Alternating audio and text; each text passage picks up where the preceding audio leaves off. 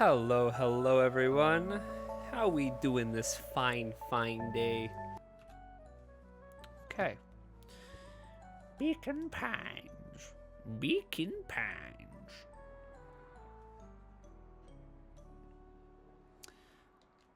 Oh, wait, I should stop the music.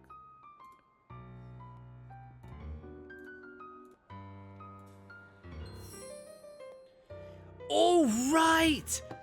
This is where we are. Y'all remember this?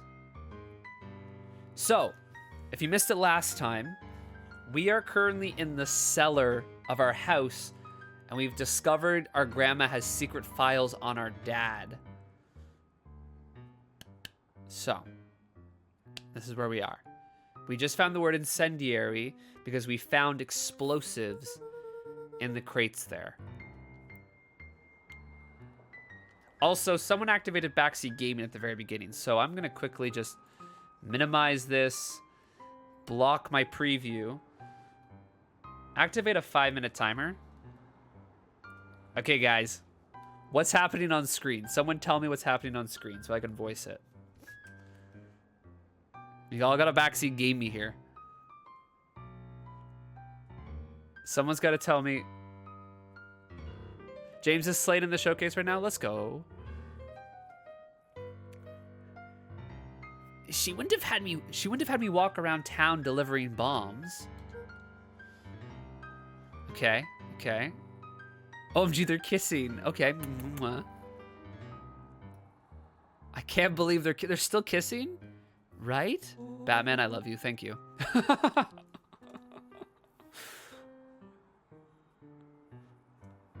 Okay, what happens next? Oh, only one way to find out. Rollo casually spun open a lid and dipped his finger in the jam. Oh, right, yeah, we watched this last time. ADH Daddy 420 is so cool and awesome.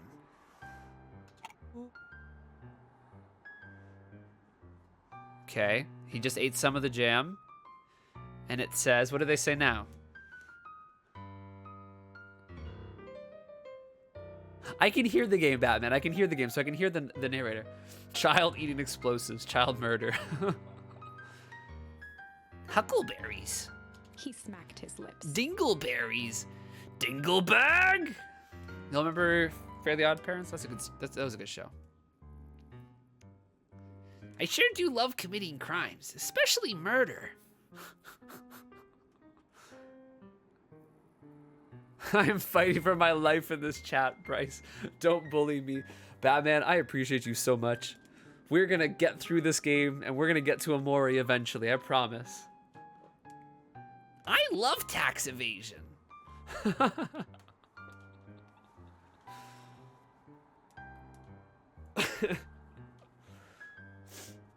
Go, next line? Okay. Okay, next line.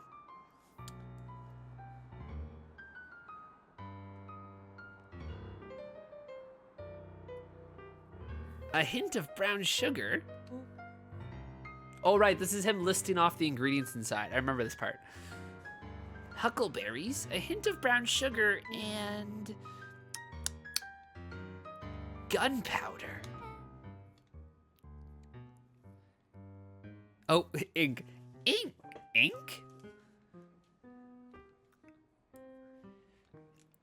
Ink? Rollo plunged his hand in the jar, fishing out a Whoa. soggy slip of paper. Oh yeah, the cat.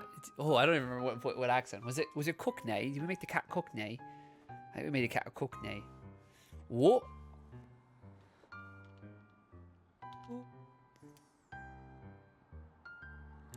Beck, yeah, I love Beck. Genuinely, I love these three so much. These three are great characters.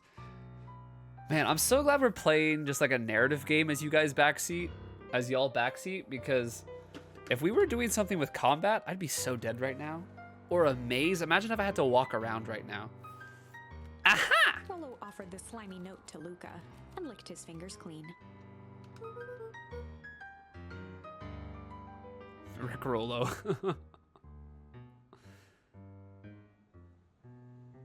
There's still time to die here. Don't worry. You're right. It's addressed to Mrs. Fratelli.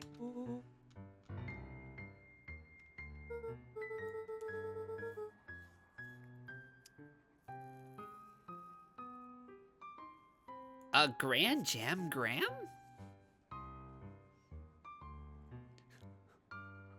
I like how this has turned into me ignoring everyone in chat except for Mocha and Batman.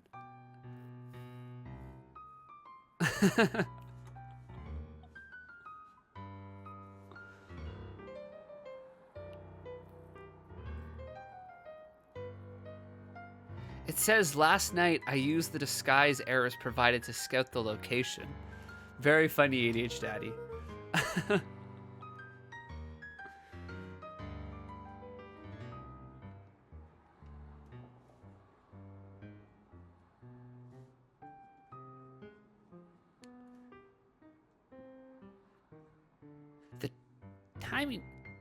The timing window should be possible. Okay, the timer's up. I'm putting the game back. This is much easier. Putting the game back. Okay. The timing window should be possible. Operation Sparkplug is a go. Batman, Grandy, Mocha, I appreciate both of you so much. I'm a fast typer, but too mean to help. Oh, man. Oh, man, are they doing a heist? Whatever it is, it can't be good. Some more a bum shouting in a bum, am I right? You're new here, so I'll let it slide. But I'm the bad joke guy around here.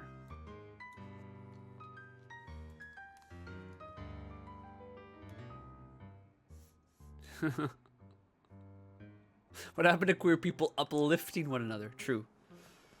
Okay, this is where we got to last time. We opened this drawer. Cabinet drawer in turn. Only one was unlocked. He fingered through the filing cabinet, pausing at a bulging folder labeled Walter. Interesting choice of wording there, but okay. I'll allow it. He just stared at it. ADH Daddy and Jamie were the real MVPs. What do you got there? It's my dad. Looks like some of his old medical files. Your dad was a doctor. Luca nodded and caressed the label. Your dad was Chuti Gatwa. Well, are you gonna read it? Here, let me help. Rollo swiped the folder from the drawer and began leafing through the pages. He whistled to himself, barely looking at the text. How about you actually read some of it?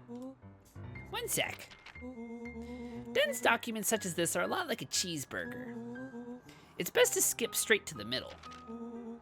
That's where all the meaty bits live. Wow, I had no idea we're in the presence of a prominent scholar in dense documents. And cheeseburgers. By all means, proceed. He stopped at a page and mimed, holding up a monocle. Your dad was a doctor. I thought he was a goat.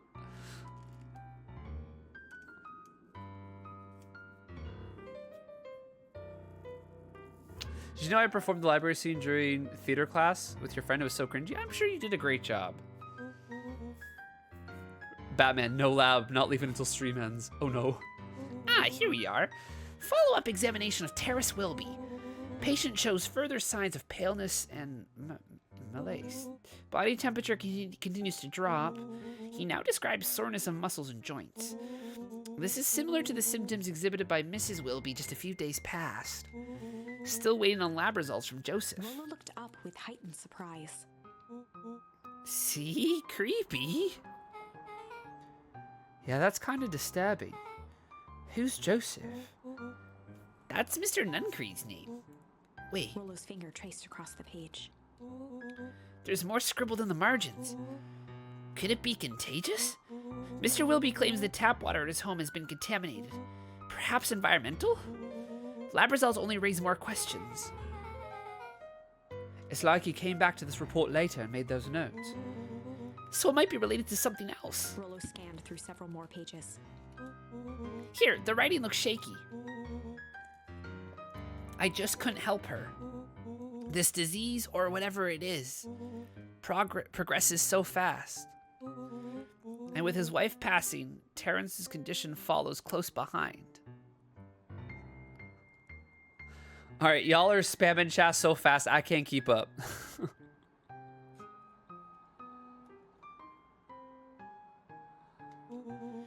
exacerbated by the loss.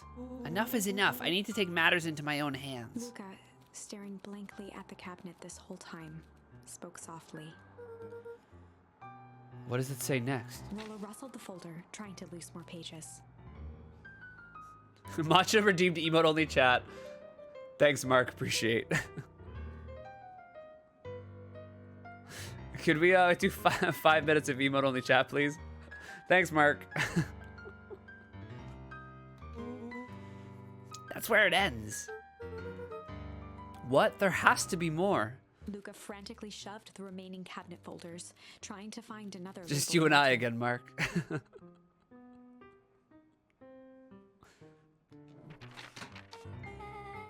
Luca, I think that's the only one. It's alphabetical, see? What did he mean enough is enough? How did he take matters into his own hands? This is bullshit. Luca slammed the drawer shut. A spider web of string connected photos of people from the Okay, town. now we're at a new point. We didn't do this. That's where we stopped last time. So now we're into new territory. Interspersed with hastily scrawled notes. Well, she sure has kept herself busy. Is your gran a serial killer? Because I'm starting to get a vibe. Don't be ridiculous. Sure, she's... Ham! Going back to sleep now, smiley face. Wow, there's a lot of 18s today, unfortunately. Ham, thank you so much for subscribing. I don't know if you're still here, but my Apple Pencil is busted, so I can't draw you a chat portrait, which is what 18 equals to. Would you like a reroll, or would you like me to draw it with pen and paper? Would you like until I get a new Apple Pencil? Are you even able to answer because it's chat only? It's emote only? Or have you already fallen asleep? Have you been a beautiful human and subbed and fallen asleep? Yeah, my Apple Pencil, because I draw the chat portraits with my iPad. Either way, Ham, thank you so much for resubscribing for 16 months. Love you lots, and sleep well. Sure, she's just tracking the movements of everyone in town, out of the kindness of her heart. She put little symbols by some of them. Yeah, Mr. Nuncreed has a check mark. The clipboards are all inside a big circle. My mums are both here. Both with question marks. Gus Valentine has a question mark. Eris has a question mark that's been crossed out. Mr. Kerr has a bullseye. The killer has chosen her next victim! We don't know what any of this means. Whatever it means, it's probably not good.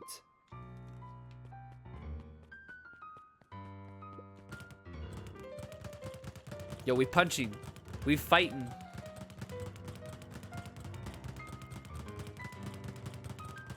Nice. Nice. They crowded around a worn-down old map of Beacon Pines. Cool. This looks like a treasure map. Not every old map is a treasure map, Rolo. Yeah, but every treasure map is an old map. Can't fault that logic. Look, there's even a pathway drawn on it. It starts at the entrance to town, and if we follow it, Rolo carefully traced the path with his finger. it leads right to... He jabbed down at the end point. Huh! Town Square? That's the fountain in the middle of town. What a weird place to hide treasure. Rolo, that doesn't look like treasure. Oh wait, Rolo, that doesn't look like treasure to me. The end of the path on that map has the same symbol as those explosives over there. So it's not hiding treasure? A real bummer. Rolo, what's the thing you've been excited about for the past month? The festival? Did you just say... Gulp? Did you just say gulp? This feels like a gulp kind of situation.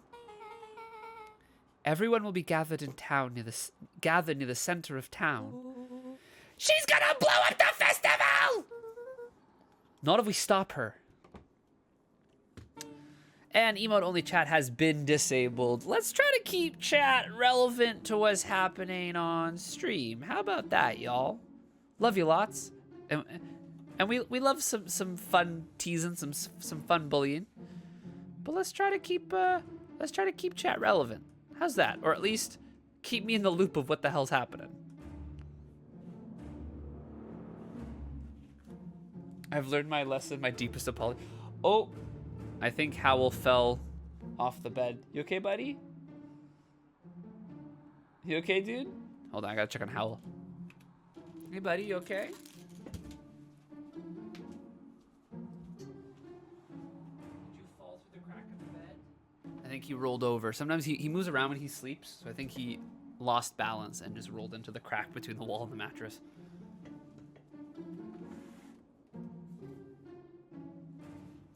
There we go. There we go, Howl. I cracked the window, so it'll be a little chill, a little cooler. The cone. Yeah, he's got the neuter cone. He's unbalanced from not having balls anymore. He's a cutie. I love Howl. He's a sweetheart. The vets love him. Apparently he's one of the sweetest cats they have. Okay, back to the game. What was that? Luca looked up from the map. What was what? What was what? No, I heard it too. What? That was the front door? Which means someone just shut the door. Which means someone's upstairs! Shh, quiet. Hit the lights. Beck flicked off the light, and they became statues in the dark. They should hide if they're gonna be in the dark. Overhead, creaking floorboards bent under slow, deliberate steps. The kids looked up, the tilt of their necks following each footfall.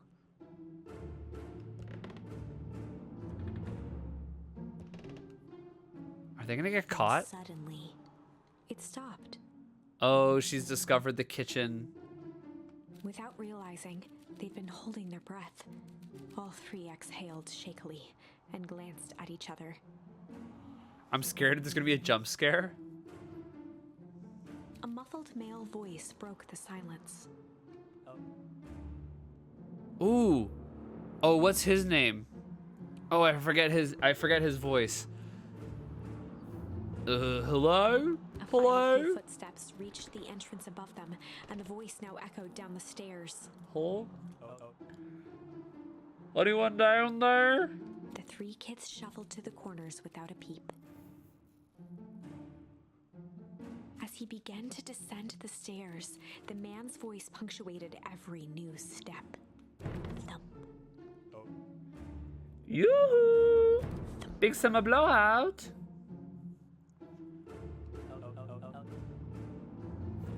I'm not here to hurt anyone, which is what you say when you're gonna hurt someone.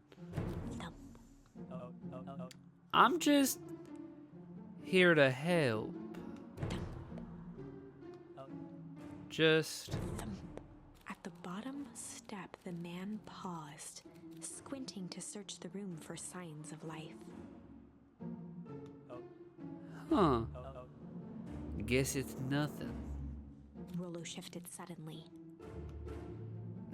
Luca gave him an intense, chastising look and whispered through clenched teeth.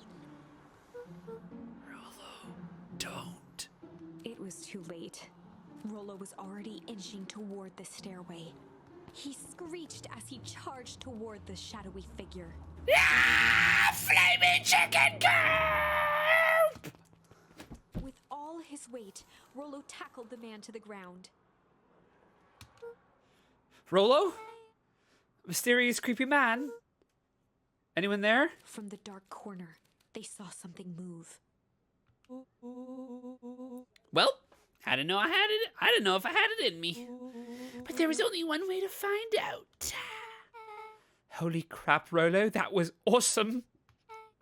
Wait, did you just kill that person? Luca scrambled to the hunched figure on the ground.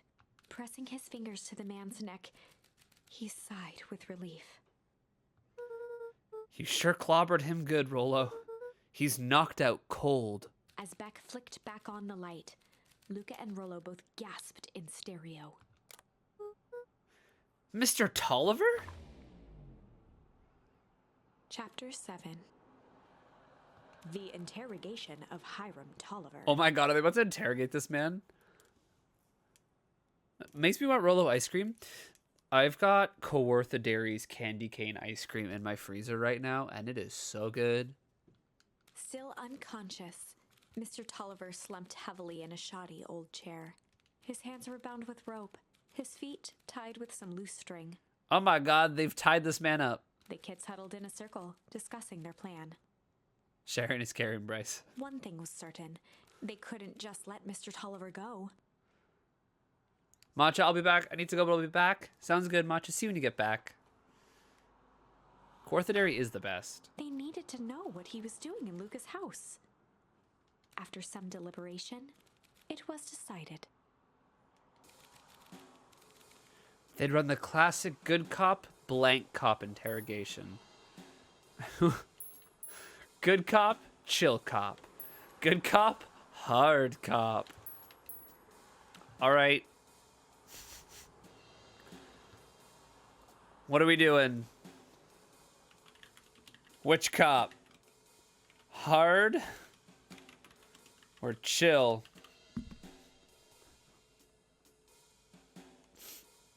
You got 1 minute to vote. Cast your vote.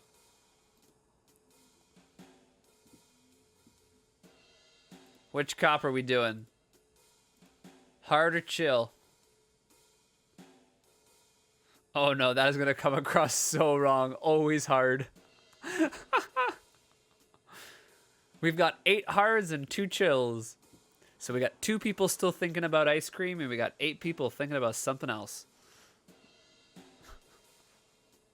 Not the right streaming site. Welcome to Only Rollo. It has to be hard for the memes.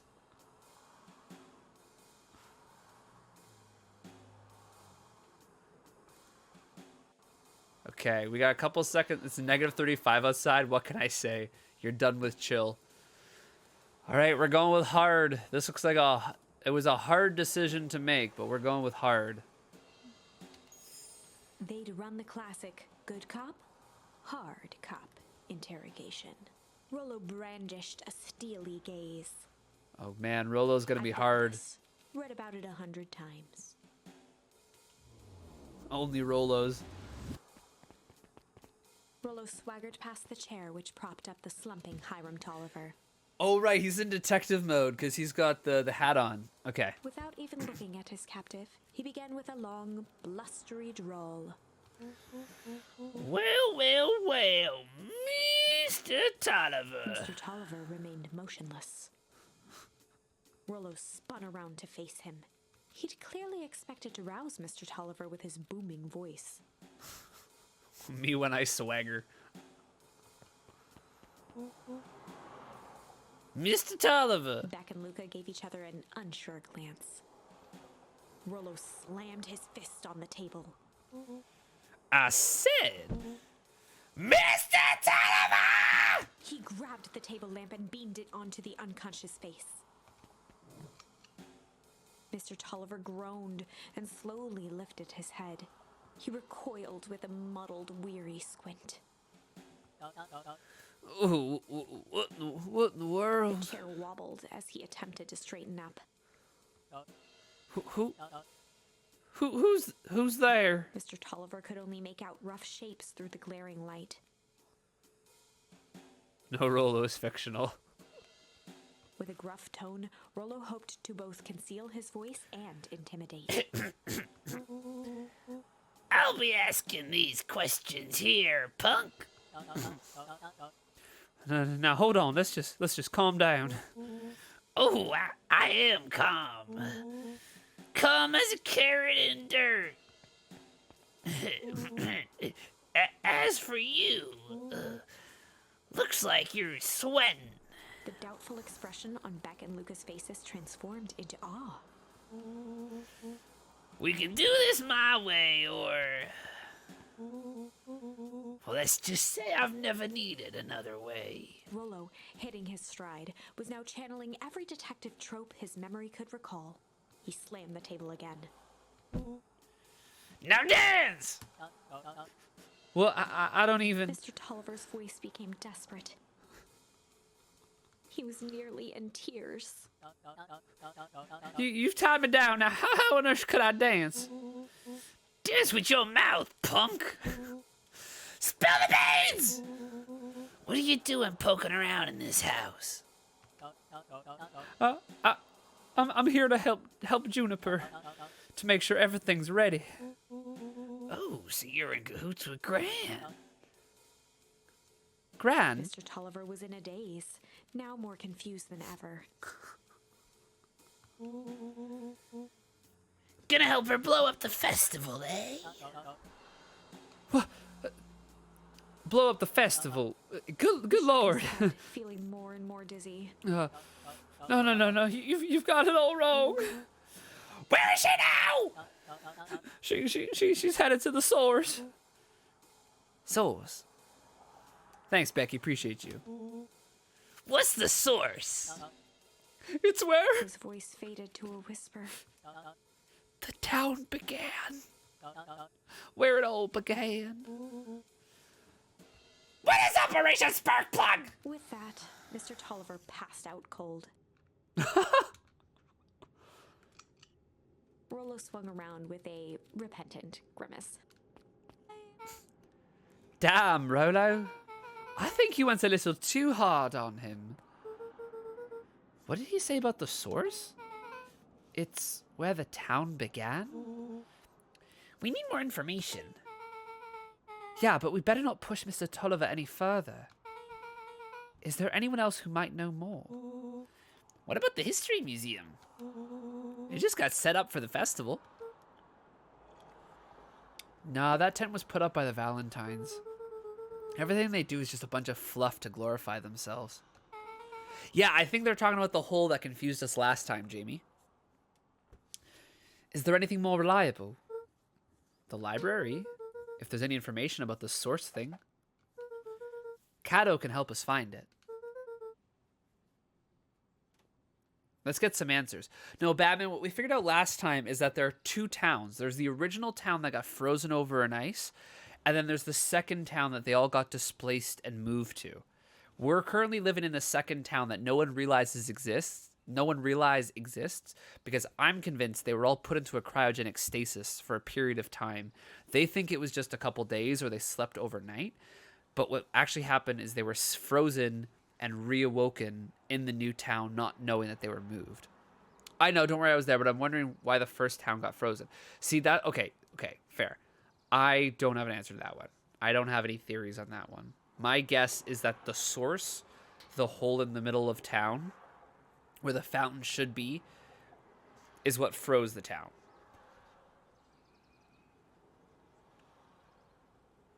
I don't know Lord of the Rings, so I don't know Mines of Moria. That's what my thought is. Maybe it was an attempt at getting like energy or something, but I don't know. Yeah, no, I've never seen Lord of the Rings. I've seen the first one, I think, Once Upon a Time, but that's it. Okay. Oh yeah, there's this guy. This guy's fun. Excuse me. Oh, we can't talk to him. This is a dang nice library. Dang nice library. Dang nice library. Library. I don't remember how to say that word. Must watch Lord of the Rings, so good. I hear it's very, very good. I was in the stage version of The Hobbit, fun time. I've seen those movies. I've seen the Hobbit movies. I think it's a hubris thing. I definitely think it's an overuse of resources kind of thing. Yeah, that was the journey. Thanks. Oh, we work hard on it. Aren't you a little young to be a librarian? Oh, Kato hung out here so much, eventually they gave him a set of keys. I just keep an eye on the place for Miss Novik sometimes. They got you working for free. Oh, it's quiet. I get to access all the books I can read.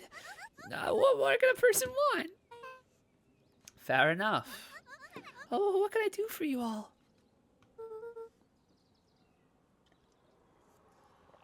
We need a favor. I already told you, Enrolo.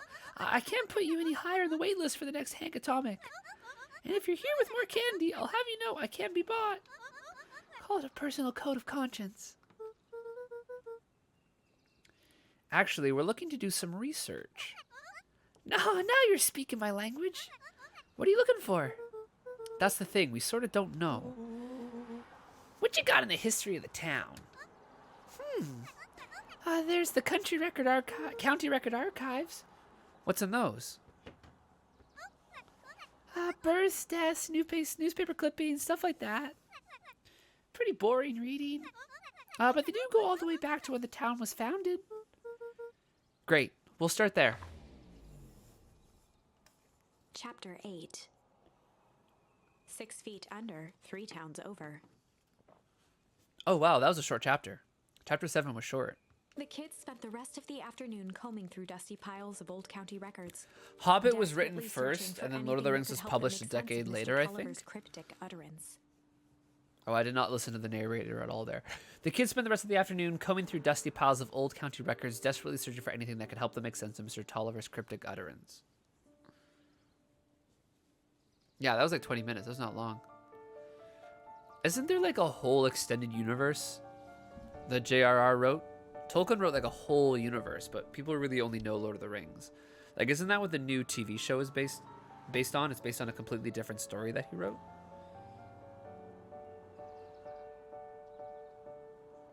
Why are you sleeping so peacefully, Howl?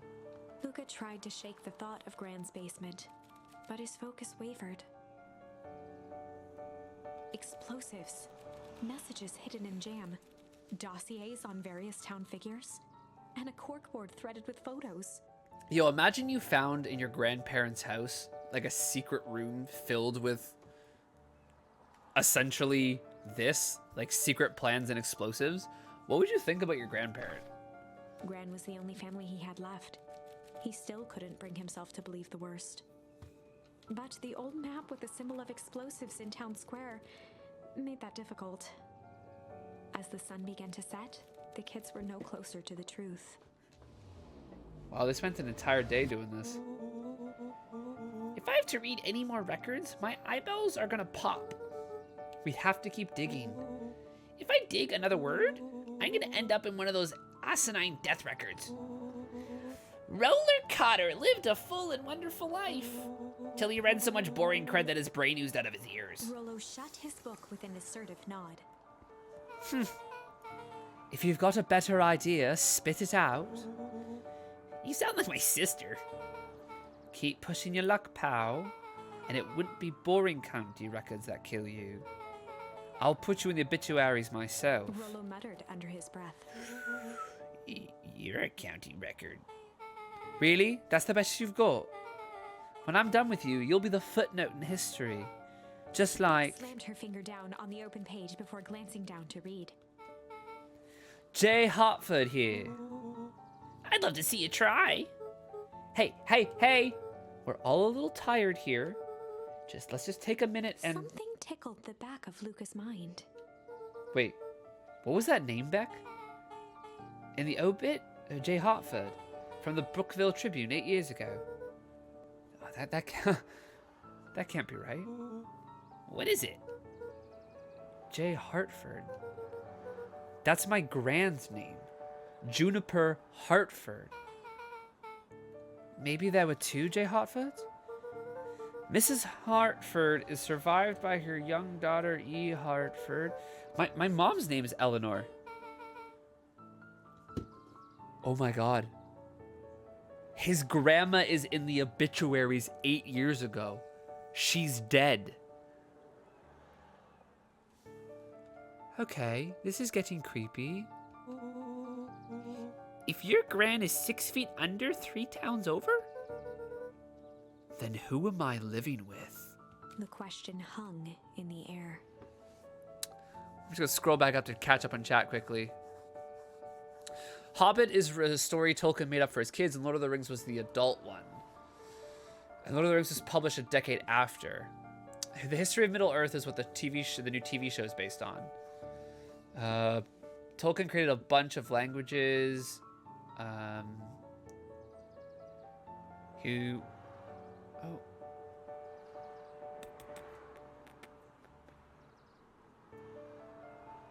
also created a language. He put his whole pussy into world building. The TV show takes place 100 years before The Hobbit. He was a linguistics professor. He created many languages. Okay, nice. Oh, that's really cool. He gave us D&D. Thank you, Tolkien. Truly, thank you. There are 15 volumes on the history of Middle-earth. Holy shit. Anyway, so yeah, our grandma's dead, and we live with someone who claims to be our grandma. I thought my grandpa was dead once. He was just estranged. Fair.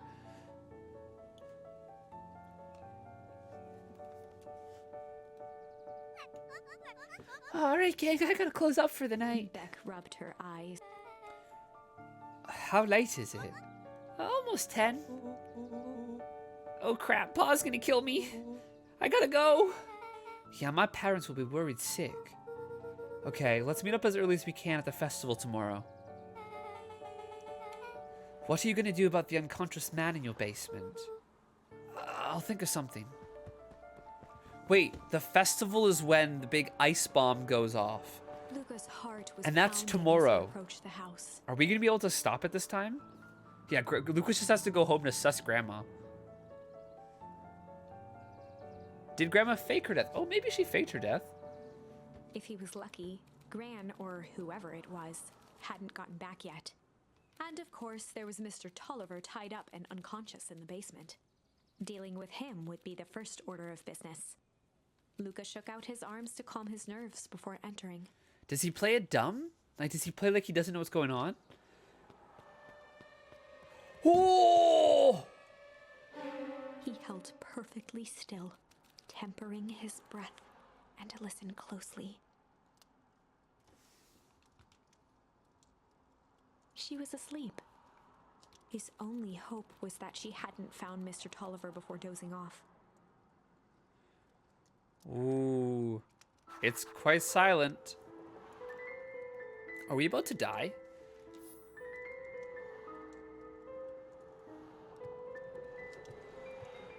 I'm gonna walk as slowly as I can. Think I can wake her up? What do you think happens if I try to wake her up? Don't die, just heated up some lasagna.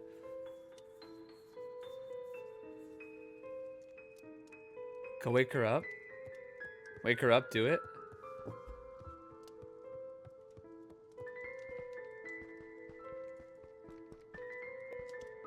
Okay, you can't interact with her. You can't interact with her. You can't interact with her. You can't wake her up. You can't wake her up.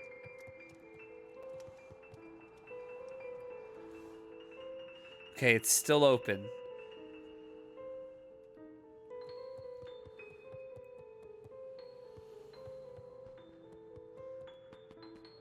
Oh!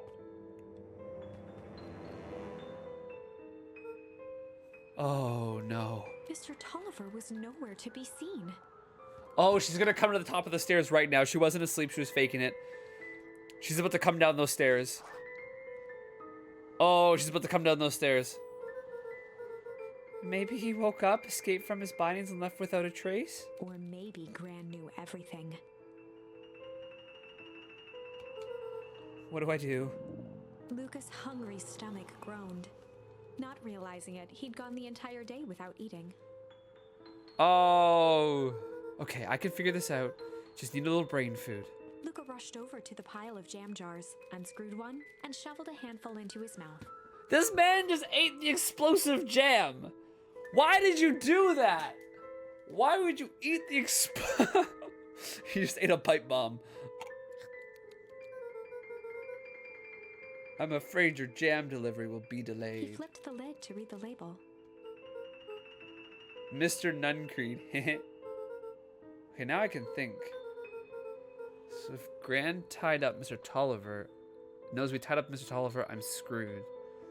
Luca, darling. Me when I'm dumb. If she doesn't know then I need to play it cool. Guess the only option is to go to bed and act as if nothing is wrong. Gran will think Mr. Tolliver finished what he was sent to do and left when he was done. Oh, we're about to get so caught. We're about to go up those stairs and she's supposed to be right there. It's going to explode in 4 seconds. Oh, no. Oh, I'm so anxious right now. Ah! Gran? Okay, stick to the plan. Go to bed and play it cool.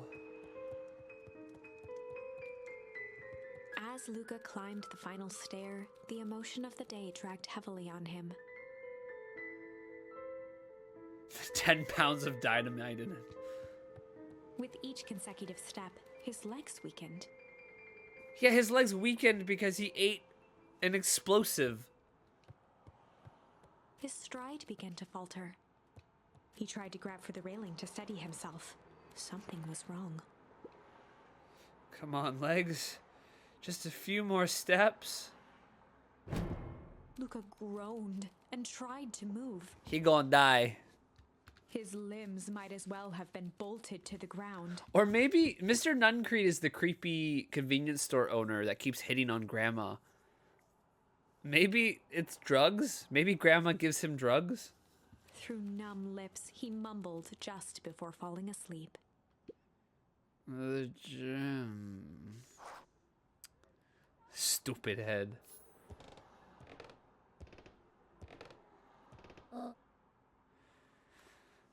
Sweet boy, what did you get yourself? Sweet boy, what did you get yourself into?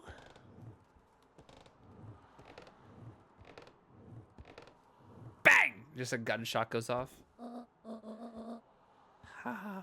Rest now and let me handle everything. Did we die? Did we hit a chapter 9? We hit a chapter 9. Luca fucking dies. A speech to end all speeches.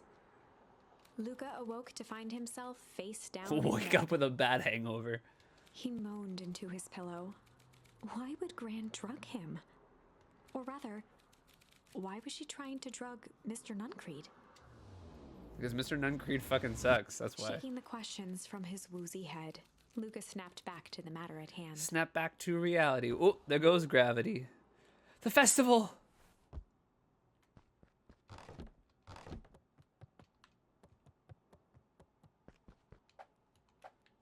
Okay.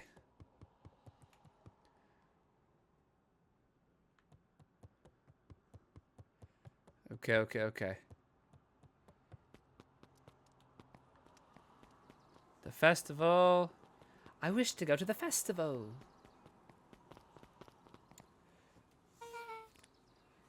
Where have you been? Gran put something in the jam. Yeah, we know. Secret messages for secret conspirators. Not this one. The one intended for Mr. Nuncreed put me to sleep. Whoa! Sly devil. We got sly. We got a new word. I think she's trying to remove him from the equation. He might be in danger. Have you found anything? We looked around but haven't seen anything odd. Your Gran is nowhere to be found. But Mr. Nuncreed is just loafing around waiting for the speech. What speech? Mayor Gus has just got up to the podium. Everyone is gathered at the stage. Let's get moving. Oh, there's so many people here. Augustus Valentine nervously wiped his brow. Is this thing... hello, Bacon Pines. I'm Augustus Valentine, your mayor, and, I suppose you already know that. Yes. Before we get started, I just wanted to take a moment to recognize someone who couldn't be here today. The town wouldn't be where it is today without my father, Sharper Valentine. So I thought we could begin with a round of applause befitting such a great man. Woo! Even that's more the old codger deserved. Gus cleared his throat and awkwardly loosened his tie. Right, where was I? William Kerr bounded on the stage with the energy of a preacher at a big tent revival. Gus Valentine, everyone! He gave Gus a hearty slap on the back and motioned him It's like off the stage. smacks him. Let's hear it for our mayor! Oh, what a great turnout! Oh, heck, I didn't prepare anything. But I suppose I could say a few words. Would be ashamed to waste such a beautiful podium. Mr. Kerr pulled a thick stack of note cards out from his vest. Welcome back, Scorbus. You missed Gran. You missed us discovering that Gran died 8 years ago, so we don't know who it is that lives with Luca. Luca ate some of the jam from the basement and got drugged, passed out, and Gran found him. So, a lot. You missed a lot. Community, conviction, commitment. These are the things we celebrate at the perennial harvest. For us, these are the pillars of the bridge to a better tomorrow. But I think it's time to add a new pillar.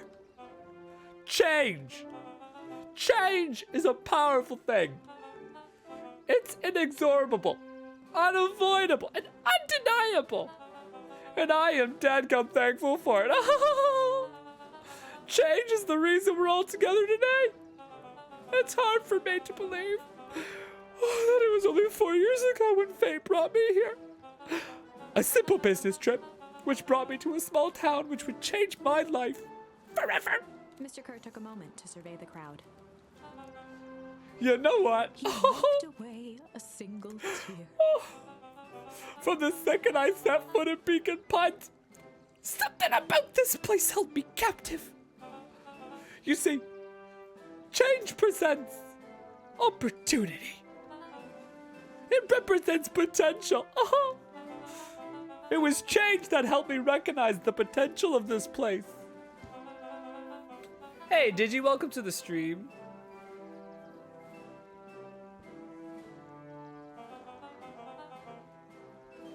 Still hold on to the things that made them special. He thumped the podium to emphasize each word. Community, conviction, commitment, change. Mr. Kerr nodded confidently, biting his lip. The crowd was silent, in rapt attention. Fate made a perfect match that day. Nothing is more important to you all than community. And Perennial Harvest is a community first and foremost. Mr. Kerr methodically made eye contact with each section of the crowd. The only way you made it through... Hold on a second. We need to do eye contact. You ready? Okay, here we go. The only way you made it through the foul harvest was unshakable conviction. A conviction that a better tomorrow was just over the horizon. Perennial Harvest was founded on the conviction that we are the horizon. This festival is a symbol of our commitment to each other. His voice began to build to a crescendo. We now walk hand in hand in a... Okay, I'm done with the eye contact thing. That's a lot. It's gonna come back out here. There we go. Okay. Put your face cam over his face. We now walk hand in hand into a future we will shape together. And that is what change is all about. Grabbing the future by the scruff of the neck and making things happen. Change is a choice. I am tickled pink that we will be all making that choice together. How great is that? Oh, just imagine what we can accomplish. There goes the bomb. What was that? The crowd began to look around nervously. Don't worry. A little thunder isn't gonna ruin this day. Everyone remain calm. Mr. Kerr quickly flicked through his note cards.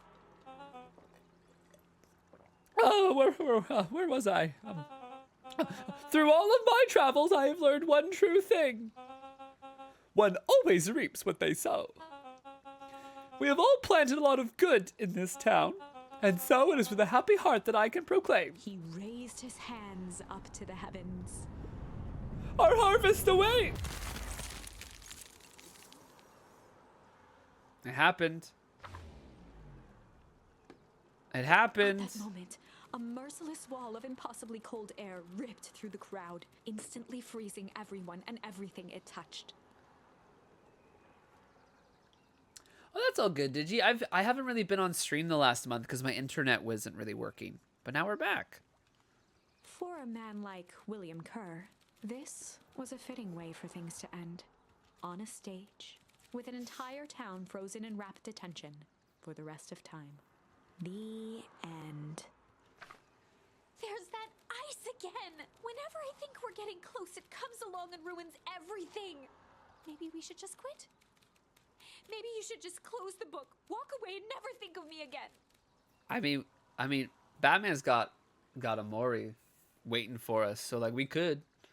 Did you have to get a new modem? No. What they did is they replaced the coax cable. They rewired the cable from the pole outside into the house, and then, excuse me, they reset a bunch of connection things. Yeah, it took about 3 technicians to solve. It was ridiculous. No, I don't mean Excuse me. that. I wouldn't mind playing, aka watching you play Amori. Amori's definitely next. I bought it the other day. I guess last week or so. We got a little closer this time. We just need to try again.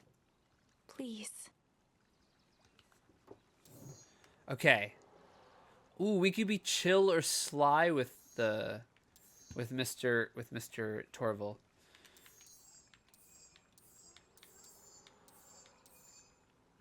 Oh, chill shit. Okay, let's do this again, but let's try chill. Let's see what chill does. I feel like chill is the bad one to do. Chill cause ice. Yeah. We'll do chill and then we'll do sly. Because I feel like sly is the actual one that succeeds. Because we got sly through doing hard cop. So let's try chill. They'd run the classic good cop. This is definitely going chill to end cop interrogation. poorly. Like, this is going to give us a dead end. But I want to see what dead end this takes us to. I'll handle this. I just got to play it cool. Luca walked calmly to the light switch, flicking it off and on a few times. Mr. Tolliver shook his head, gathering his wits. Golly, I sure got my belly wrung. He looked over to find Luca, who returned a calming grin. Sorry, Mr. Tolliver. This was all a big mistake. Luca, what's going on here? Why do you have me strapped down? Oh, no one's fault, really. Rolo just got a little startled. Rolo's here? Rollo and Beck emerged from hiding to give a timid wave.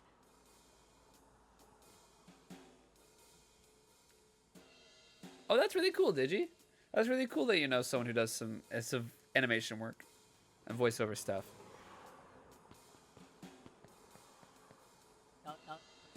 Well, all right. Mistakes happen. You kids gave old Harem a good scare. Let's just get me out of these ropes and call it Luca even. glanced over to Rollo and Beck, who replied with skeptical looks. Mr. Tolliver, why are you in my grand's basement? I gotta go pee. Tell me who dies. You got it, Mocha. I'm here to help, of course. Help with what? What's my gran up to? Oh, if you'll just cut me loose, I'll show you. How do I know we can trust you? Mr. Tolliver exhaled with disappointment. Luca, have I ever done wrong by you? No. And since your gran moved to town, haven't I been nothing but welcoming? Yeah. So why would I turn my back on your family now? It's just, all this stuff seems pretty weird. A board with names of people from town, an archive of my dad's old disturbing patient notes. Luca gestured to the corner. Truly Scorbus, that's how you know he's bad. Barrels of explosives. I can explain everything. You just need to untie me. You kids deserve an explanation. Luca looked again to Rollo and Beck. This time they shrugged. Luca began to slowly loosen the bindings. Mr. Tolliver gently rubbed his wrists. That's a good lad. This'll all make sense in time. Oh! Martin! With the raid! What's going on, Martin? Welcome to the stream. How you doing? Whenever Bryce thinks a character is evil, he makes them kind of gay. What? Oh, Mr. Tolliver punches Luca. Thank you for the shout out, Mark. Martin, you were playing The Witcher Enhanced Edition. What's going on, Raiders? Welcome to the stream. My name is Bryce Fletch. I'm an actor and streamer here on Twitch. Martin, it's nice to see you again, my friend. How was The Witcher? I do the acting thing. Currently on stage in Harry Potter and the Cursed Child in Toronto, Canada. You can find a link to that in the panels below. But today we're currently playing Beacon Pines, an indie narrative game that's filled with lots of really cute characters, but really deceptive and dark plot points with some really cool game mechanics that involve you having to go back and discover different paths and different branches along your story. We're having a lot of fun. We're currently interrogating someone from town who followed us into our Gran's basement where we discovered explosives. After knocking him unconscious, we're trying the chill cop method, where we just kind of chill, chat with him, see what's going on, and he promised that if we untie him, he'll tell us what's happening. So we've just untied him.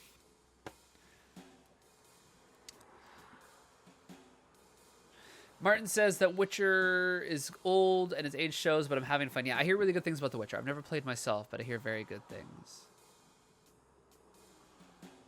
Let's just look at my username.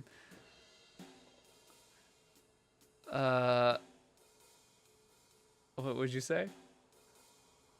Villains are gay. It's okay. There's no point in having a villain if they're not queer-coded. Way to at Disney, Kara. That's literally all of Disney. Every Disney villain is queer-coded. All right, let's see what happens.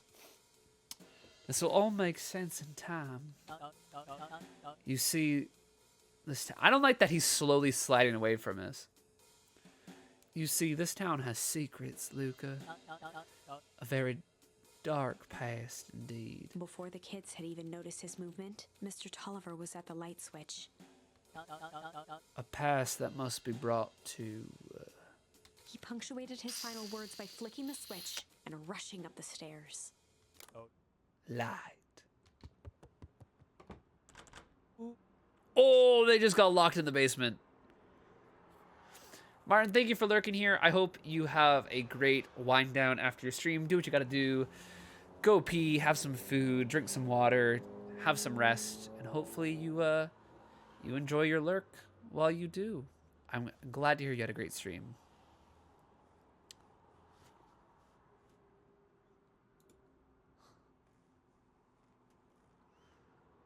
I'm queer-coded evil or queer.coded. I'm a real person. Son of a... Darted to the wall and turned back on the lights.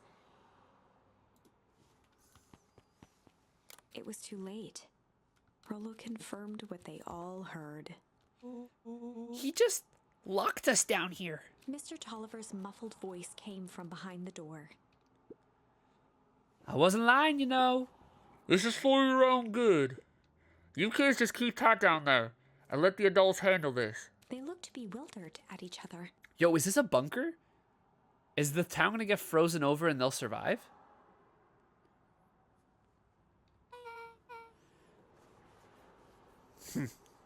Play cool, huh? Oh, hold on. Played cool, huh? Not now, Beck. They heard the staccato thump of quick steps exiting the house. The kids looked down in resignation. This isn't how it goes in Hank Atomic. For some reason, they'd always assumed it was up to them to save their town. Luca opened his mouth, hoping to conjure some magical words to make this right. Only a hollow croak escaped. The end.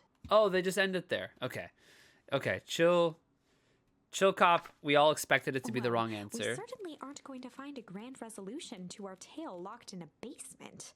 Back to the drawing board. Let's try Sly Cop now. Let's see what happens when we do Sly Cop. Sly Cop. Any Sly Cooper fans in the chat? They'd run the classic. I really hope this is Cop? Beck. I really hope Beck is Sly Cop. Interrogation.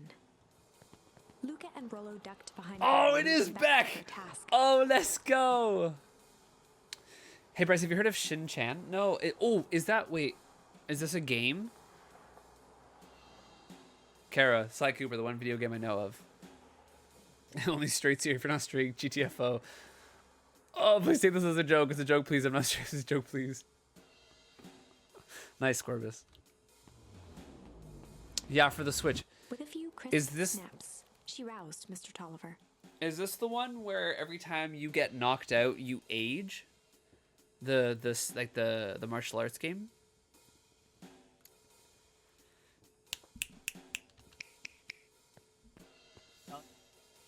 What? Oh, what's going on here? I'll send you a trailer. Okay, sounds good, Mark. Thank you. No, I haven't heard of it then. You're that Modeville girl. Please, call me back. Sorry about all this. Mr. Tolliver looked down and shifted a bit, testing his restraints. It seems there's been a mix-up. You see, I'm down here for the same reason you are. Juniper sent you here? Hey, Ghosty! Welcome to the stream. How you doing? Beck caught herself before letting the surprise manifest on her face. She'd already gotten him to reveal his relation to Gran. This was gonna be easy. You know how Juniper is with her precautions. Operation Sparkplug has us all on edge. I guess she thought you needed some backup. But she sent a child. What better way to avoid prying eyes? Who would suspect a kid? I suppose that makes sense. You're doing Sleepy? That's fair, Ghosty. You're owned British Bryce? Why is Ghost owed British Bryce? Was this from the stream that crashed and exploded? Welcome back, Mocha. Grandy Mocha. Oh my god, James! How did your thing go? How did your singing thing go? Okay. Okay, we'll do set a 5-minute timer, please. Okay, everyone's British now. I suppose that makes sense. Mr. Tolliver wriggled a bit in his restraints. Oh, I'm so sorry. Beck quickly removed the ropes. That had to be uncomfortable. A little, yeah. But you understand, we never know who to trust in this town. Mr. Tolliver rubbed the growing knot on his forehead. Very true. So it turns out we're both here Beck to... twirled her hand, as if to prompt Mr. Tolliver to finish her thought. destroy the evidence. Beck shook her head and clicked her tongue. Yep, that old gal is nothing if not thorough. Mr. Tolliver let out an amused huff in agreement. She sure is. Can't blame her, though. If anyone were to find out that we're going to destroy the source... Well, we both know how bad that might be. My thing went great. I played 2 original songs and actually connected with another writer who I really vibed with. My sort of boy also played and it went really well. Let's go. Congrats, James. That's really exciting. Oh, that's very, very exciting. Was this songwriting showcase, was this like for fun? Was this for school? Was this like a networking event? Automod truly does get you, Batman. Oh, Automod truly does get you, Batman. Sorry, I just read... I'm so used to giving everyone voices that I forgot that I'm British Bryce right now, that I wasn't just giving people voices. My thing went great. I played 2 original songs and actually connected with 2 other writers who I really vibed with. My sort of boy also played and it went really well. Congrats, James. James crushed it. They were awesome. That's great to hear.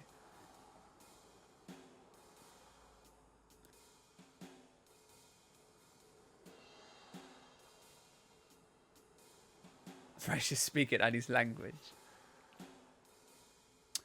I cannot believe you can. Anyways, it was my college and we had to submit and get picked. It was very cool. Oh, that's very exciting, James. That's very, very exciting.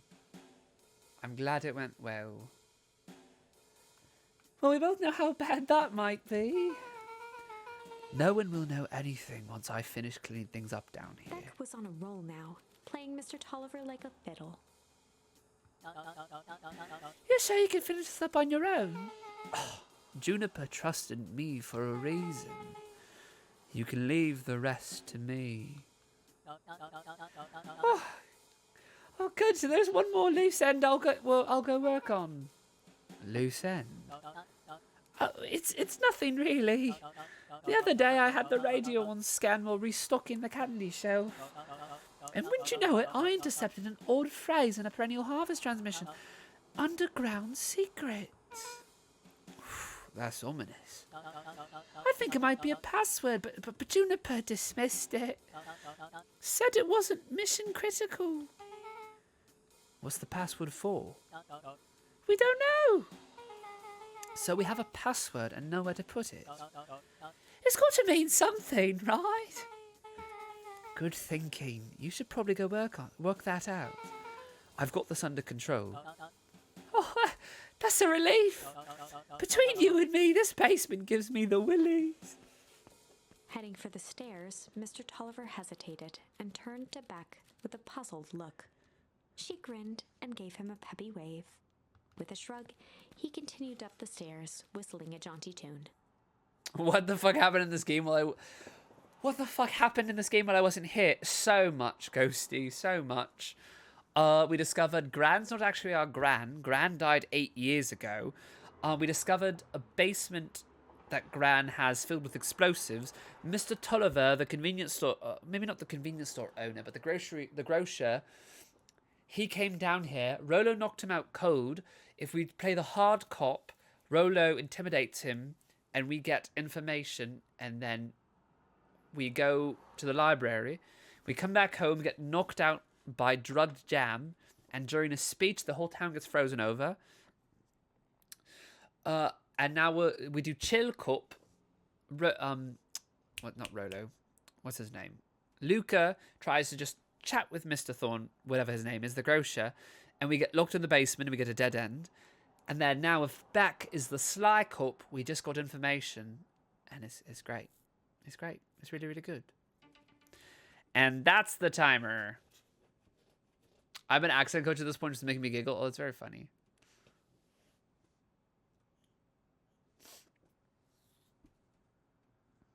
Beck is so cool. I think Beck might be one of my favorite. Like, these 3 right here. Rolo, Luca, and Beck, they wrote a fantastic main trio. These 3 are so likable.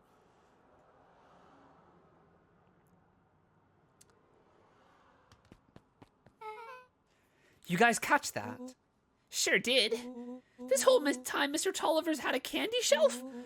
But all he ever sells us is apples! Beck blinked slowly in disappointment. The password, Rolo. Well, sure, but once things are back to normal, I'll be having a word with Mr. Tolliver about that candy shelf. Alyssa's mostly lurking and eating tostadas. Me and Jamie are going to have a move to a cottage in the woods and adopt Rolo. Iconic. They Are My Hocus Pocus Trio. Never seen those movies. Scared me too much when I was a kid. She turned Fine, to the table I've got and an began idea. tearing small scraps of paper. He said he heard a password on the radio. Any good spy transmission is never what it seems. Beck marked each scrap of paper and leaned back. We just need to find the hidden meaning. Okay. What's another word for underground? Buried, covered. Could it be a cover-up? Maybe it's one of those. Each letter is a number thingies. So U would be 21, N would be 14, D would be... Oh! It's an anagram! Nuncreed's drugstore. Luca and Beck looked at Rolo with amazement. What? How did he figure that out? Rolo, that was incredible. Well, it's either that or Kren's Nud Rug Store. Yeah, I think you were right the first time. How did you do that? What can I say? I love ciphers. Scorbus says Hot Hocus Pocus isn't that good. Yeah, ADH Daddy, it scared me too much when I was a kid, so I never watched it.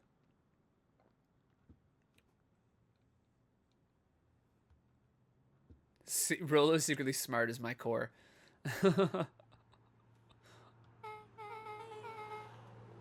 But I guess we know where to go next. Investigate Nuncreed's drugstore. Oh! She's one of Gran's teammates. It's Tolliver, this lady, and Gran. Oh! Oh, what's her voice? What's her voice? You scare me half to death. No, I don't like that. I don't like that. What's the voice of like a stereotypical like diner? What's a stereotypical diner character's voice? She runs a diner. You scared me half to death. You scared me half to death. You kids haven't seen Mr. Tolliver around, have you? No, I keep going Southern. Southern? Okay, Southern. You kids haven't seen Mr. Tolliver around, have you? Make it kind of nasally. Nope. He's got me rating around like this last slice of pie. I swear that man would be late to his own funeral. Oh yeah, I guess Waitress. Yeah, Waitress is a good bet to go off of, and she's Southern in that. Make it work. A nasal drawl slaps. Lazy Susan from Gravity Falls. I do like Lazy Susan. Gravity Falls is such a good show. Oh, it's these two. You're late, Augustus. Sorry, sister. Was caught up with work. Work? You? Had a few more details to lock down for the festival. Oh, what do you have to report? I like that they're siblings, but I've given them completely different accents. It's just such a funny voice for her. What is this Insipid Town Festival really about? I think Gus looked around nervously. I think Mr. Kerr really does just want to do something good for the town. He's actually a pretty nice guy. You should spend some time with him. Oh man. Jumping around so many voices, I lose people's voices when I try to go back to them. You should spend some time with him. I didn't pull strings installing you as mayor so that you could make friends. Your job is to help me figure out what Kerr and Perennial Harvest's true intentions are with this town. We have a responsibility.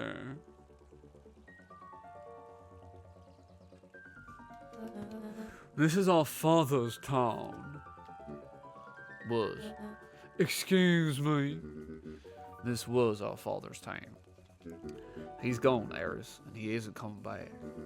Father left us with nothing but problems. Mr. Kerr came here and offered to help us. We accept that help.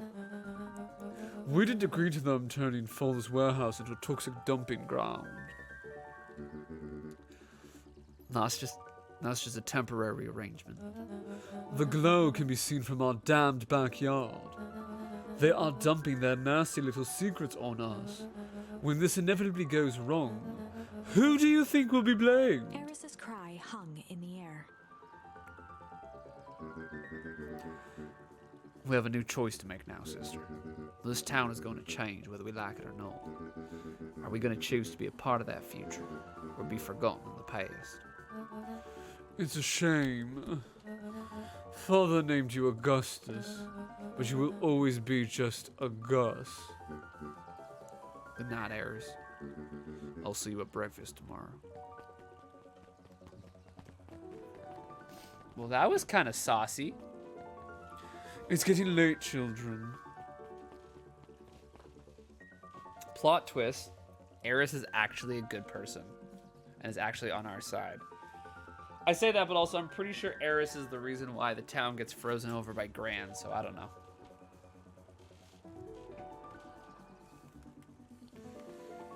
Nuncree's drugstore is this way. Oh, wait. We gotta talk to this lady. She's always fun to talk to. Knowledge, he spat with a sneer. There exists a gulf between knowing something and being able to do a damn thing about it. I do hate it when the villain makes a good point.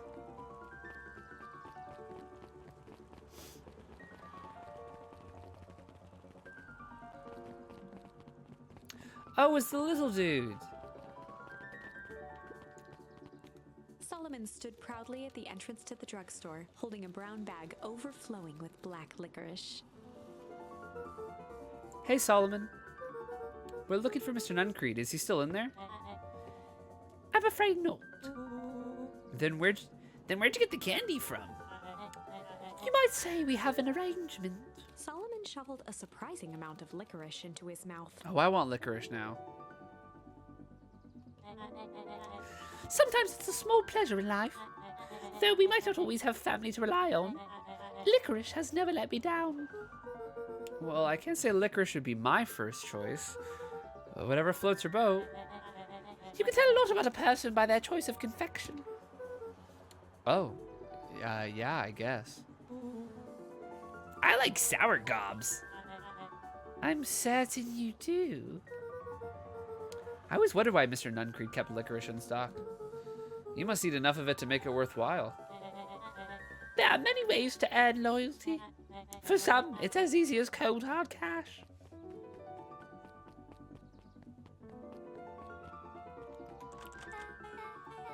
Well, he's right, it's locked. There's gotta be more clues. You guys spell licorice weird?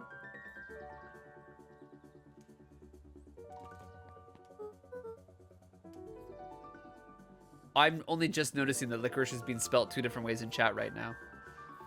I really like Twizzlers and nibs, like strawberry and cherry licorice. That's really good. Licorice. Perfect, Mocha. Okay, let's see. Are we gonna try the telephone booth? Oh, let's do the telephone booth. Have you ever seen anyone actually use this thing? Besides Mr. Nuncreed? No. All right, y'all. We all know what this telephone booth does. Beck It's a cupped her secret hands on elevator. the glass to peek inside. Out of curiosity, how many hours have you got on Beacon Pines right now? Let's find out. I've got 10 hours or more.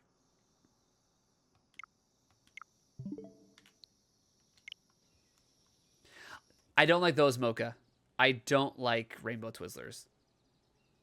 Those ones I'm not a big fan of. It's the texture more so than the flavor for me. I don't like how soft they are.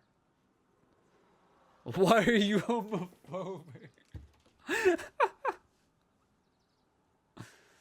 Yeah, I don't know. I can't get around the texture. It's a little too soft. But one of my favorite things to do is because I used to do it with my dad when I was a kid. I used to go to the movies all the time with my dad. And we would always get, I think, a Twizzlers, because Twizzlers is one of my dad's favorite candies. And my dad doesn't like eating a lot of junk food, so we wouldn't have a lot of junk food when we were kids. But we would always get Twizzlers when we went to the movies. So I really like Twizzlers. I love Gay Bacon Batman. That's one of my favorite candies. Gay Bacon is so good. I can eat an entire entire bag of Gay Bacon in one sitting. Easy. Yes! Sugary, weird, sour strips. Oh my god, they're so good. Oh, they're so good. That is not a normal phone booth. It's got like a blinky keypad. Why would there be a blinky keypad? Kren's nude rug store. I mean, underground secrets. The password. Beck flung open the door, and they all squeezed in. Oh, they put in the password here. All right, let's see here. Luca cracked his knuckles and entered the letters into the keypad. Did y'all get that knuckle crack on stream? Nude rug store. Yeah, Gay Bacon or sour strips. Yeah. Hold on. We need to interrupt this gameplay to show off Gay Bacon. Hold on.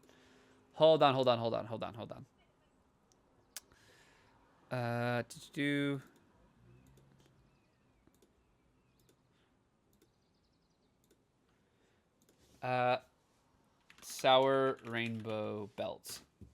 This is Gay Bacon. You get them at the dollar store. They're called Sour Straps. This is one of my favorite candies of all time. They're so good. So good. 10 out of 10. Recommend. If you can get them at your nearby dollar store, you should do it. You don't like those? You don't like those, Scorbus? I hate all candy except plain chocolates. See, plain chocolate is one of my least favorite. I like flavored chocolates, like caramel or peppermint. Orange chocolate's really good. Getting Gay Bacon before work tomorrow. Do it. Alyssa's also more of a chocolate person than a candy person. I respect that. But yeah, I really like gummies. I wasn't allowed to have candy, so now I just don't. That's fair. That's fair. No, I get that. Terry's chocolate orange is so good. Basking Sharks. Okay, I'll look this up quickly, then I'll go back to the game. Basking Sharks. Is this a candy? This is just a creature. This is just an animal. They're not candy, they're just sharks. Okay, I'm going back to the game now.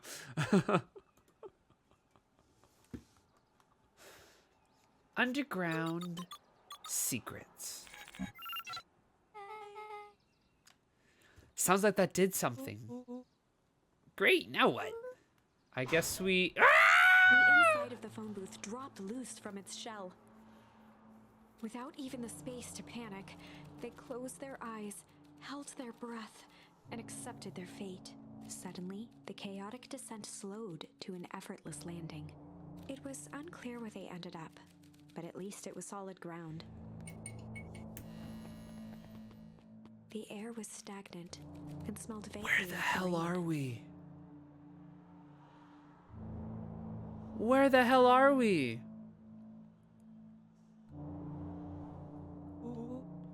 I knew it! You knew there was a secret hub full of strange tubes under the phone booth. But of course I did. Didn't I say that? No. I definitely thought it. It does kind of look like a laundromat.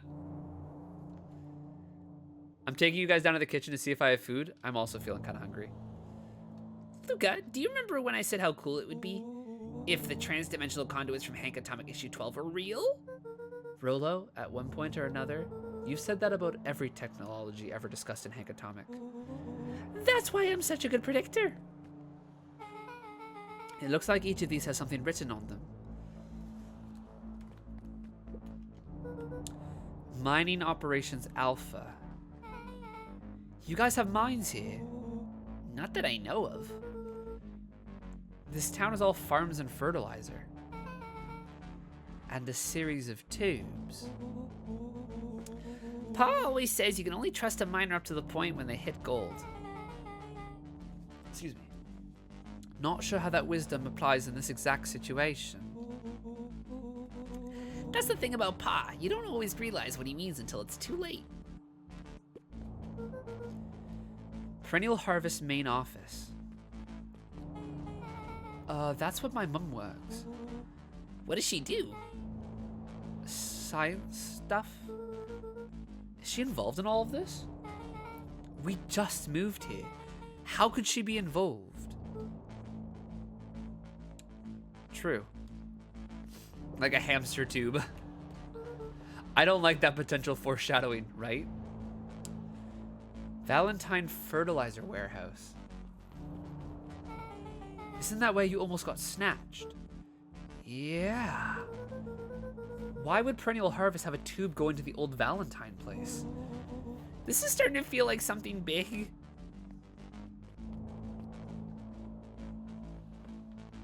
What do we do? This suit has a broken mask.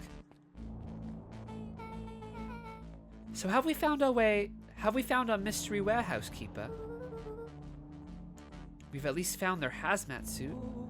Oh right, Luca got away by smashing, he grabbed a rock and smashed the mask of the person who kidnapped him. We're still in that timeline. This is still the timeline where Luca got kidnapped. Where Luca almost got snatched at the warehouse. Went to find Rollo, met Beck, interacted and had dinner with Beck's family. Tried to bring Beck to Rollo. Oh my god, this is so convoluted. Tried to bring Beck back to Rollo to introduce Rollo and Beck to each other at the hideout. Stumbled upon Gran getting one of these hazmat suits.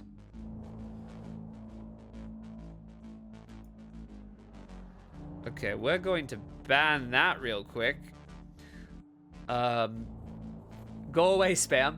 Okay, so we tried to bring Beck to meet Rollo, found Gran getting a hazmat suit from the heiress, met Rollo.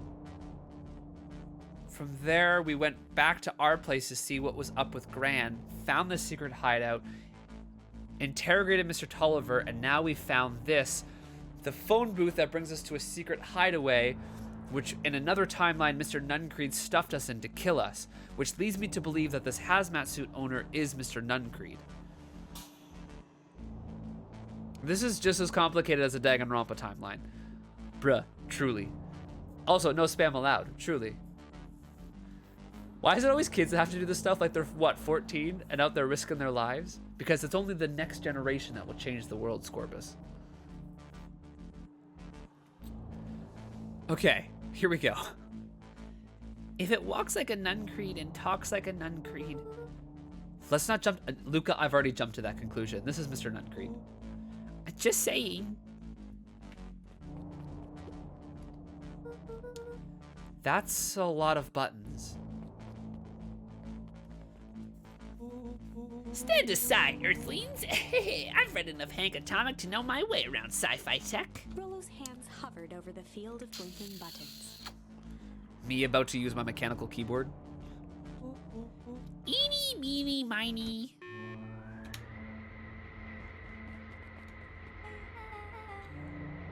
Rollo, what did you do? Nothing! I didn't even mow yet! I didn't even mow yet! What was that? Who is this Chin? Hey, y'all remember when you rolled a 13 and I told you about Foxtified? It's Chandler from Foxtified.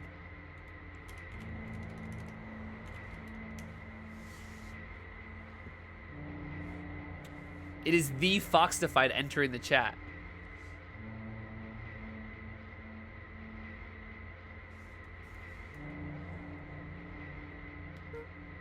Hide. Where? There's nothing but weird tubes down here. Just get back.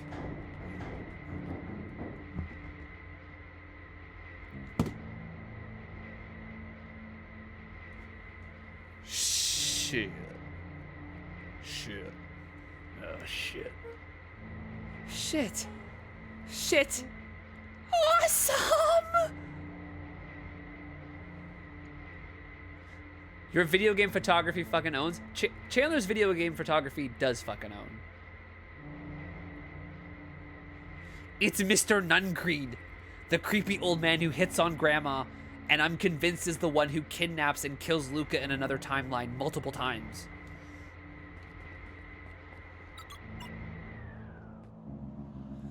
You all need to come with me now. We aren't going anywhere with you. Not until we get some answers. Mr. Underground Secrets. I told them that it was an absurd password. But they love anything that makes them feel clever. They who? That's no matter. If I can keep you hidden until after the festival, I might be able to save your skins. We don't care about our skins. Hold on now, I'd like my skin. This all stops now, Nuncreed. Joseph waited for a moment in silence. Wait, Joseph Nuncreed? Isn't that the person who was experiencing medical issues when in our dad's records?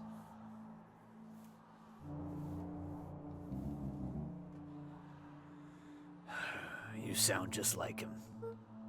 Who? Walt. You don't get to talk about my dad.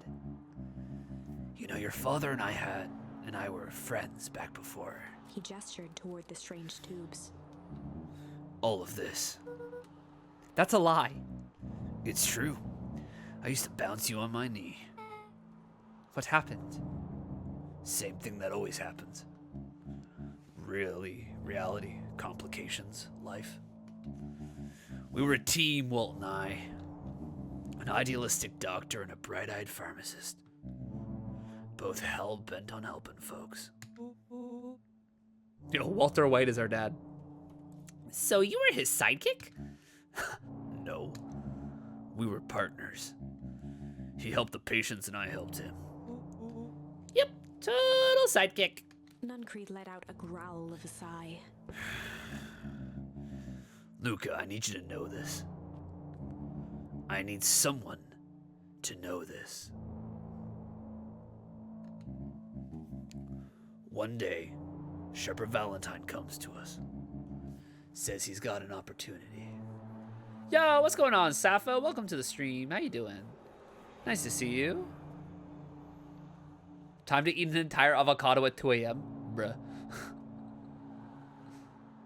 I just Grubhub sushi, you're not alone, kid? King? Nice.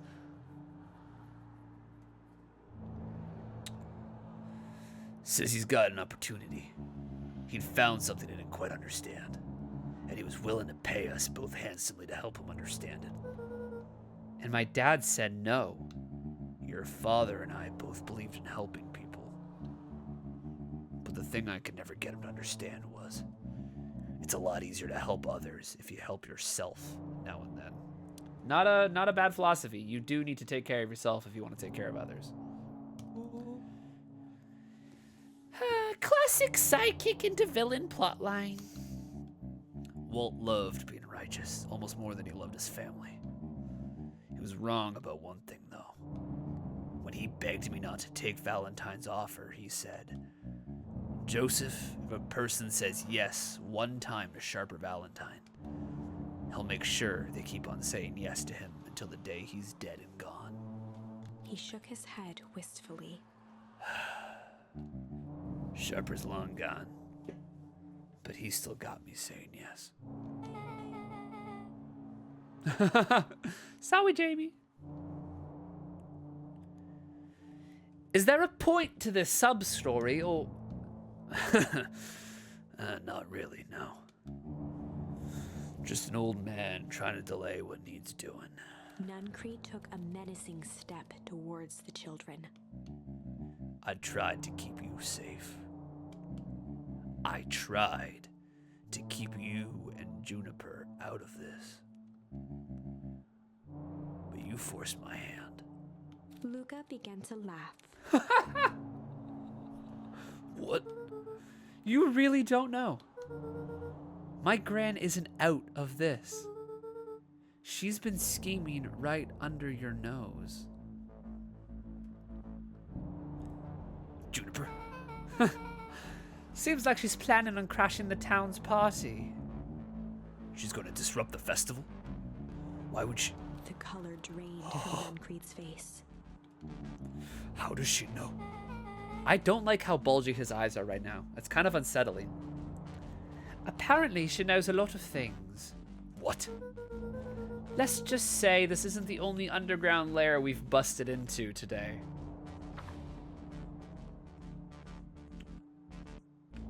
What do you mean go back? Did I press a button? I pressed a button. That's my bad. That's my bad. And honestly, hers is way cooler. Sappho's coming to Toronto soon? Ah, that's exciting. Are you visiting friends, family?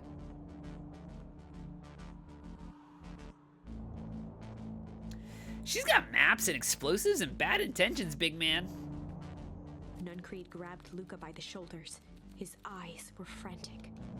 You need to tell me what she's going to do right now. She doesn't understand it what it is she's messing with. Aya. Tell me now! She's in danger, boy.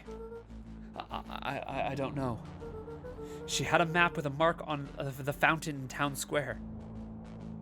You're seeing the show? Hey, let's go. Let's go.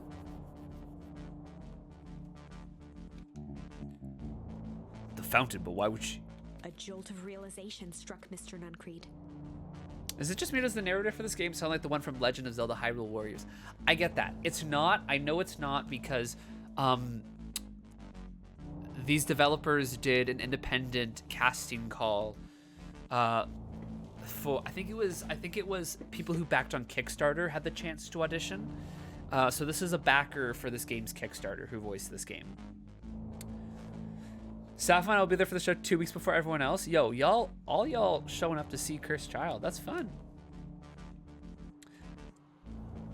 Y'all showing up. Let's go. She knows about the source. What the heck is the source? If she tries to destroy the source, it would catalyze it. Dear God, she's going to freeze us all.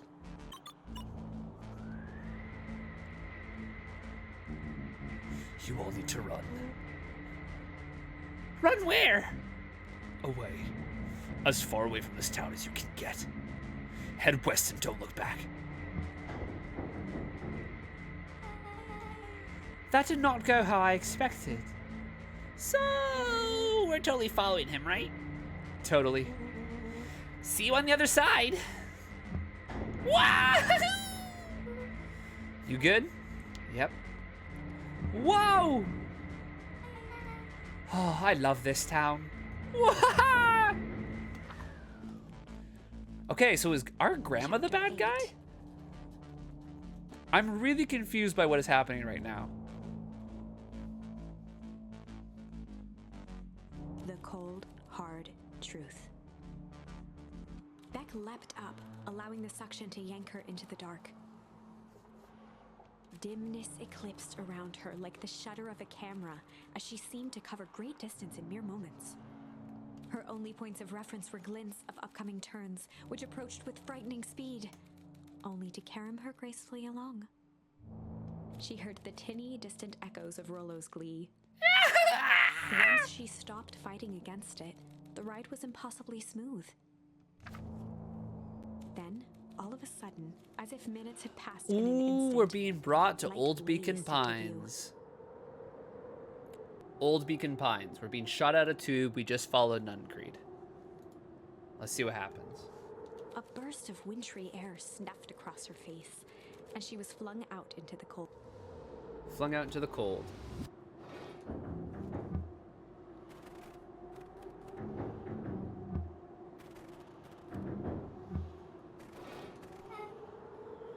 That was intense? Yeah. I think I might have parted with some fluids in there. Any idea where we are? Somewhere cold. Doesn't look like it got on any of us. Oh my God. It didn't feel like that we traveled that far. So where did it all go? What is Rolo talking about?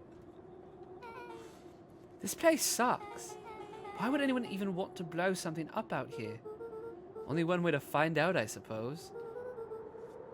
We've got to catch up to Nuncreed. I think he went this way. That was so funny. I love Rollo so much. Okay. This is where our house would be. This is where our dad is actually buried. This is our dad's actual grave, not where we think it is. This is the original Beacon Pine sign. This looks familiar, yeah. Maybe we can clear off the snow. No time, Nuncreed's getting away.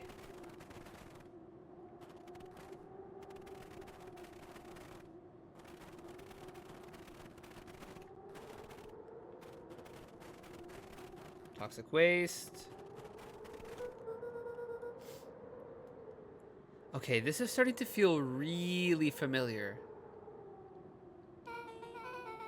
I may not be the most well-versed in all things Beacon Pines, but this does look like some sort of frozen replica of town.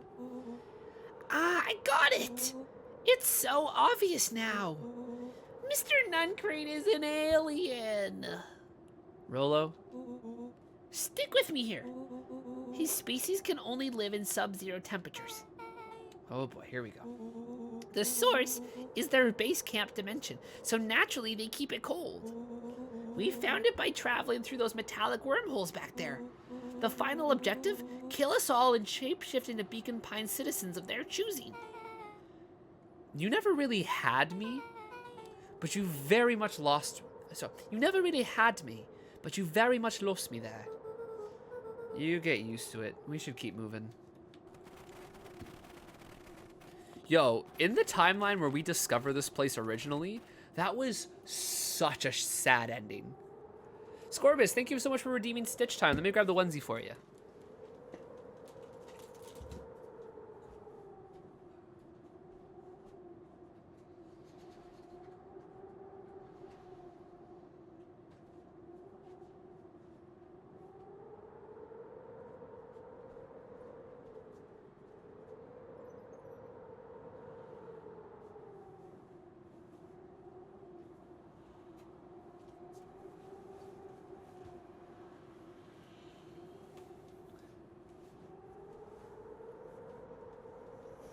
Your Twitch glitched. It twitched. Do do do do. Do do do do. Do do.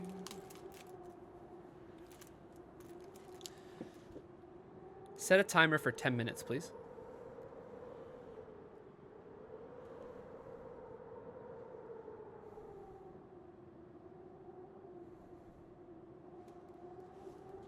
Onesie twinsies, what kind of onesie are you wearing? What kind of onesie are you wearing, Sappho? Is it really a Bryce stream if he doesn't wear the Stitch onesie? Yo, facts. Facts. Just drop that. Let me just drop that Stitch onesie in the chat quick. Boom. As they rounded the corner to the frozen town square, they spotted Mr. Nuncreed inching cautiously toward a pit at its center. Okay. Okay. Okay. He held his arms out gingerly, as if approaching a beast in the wild.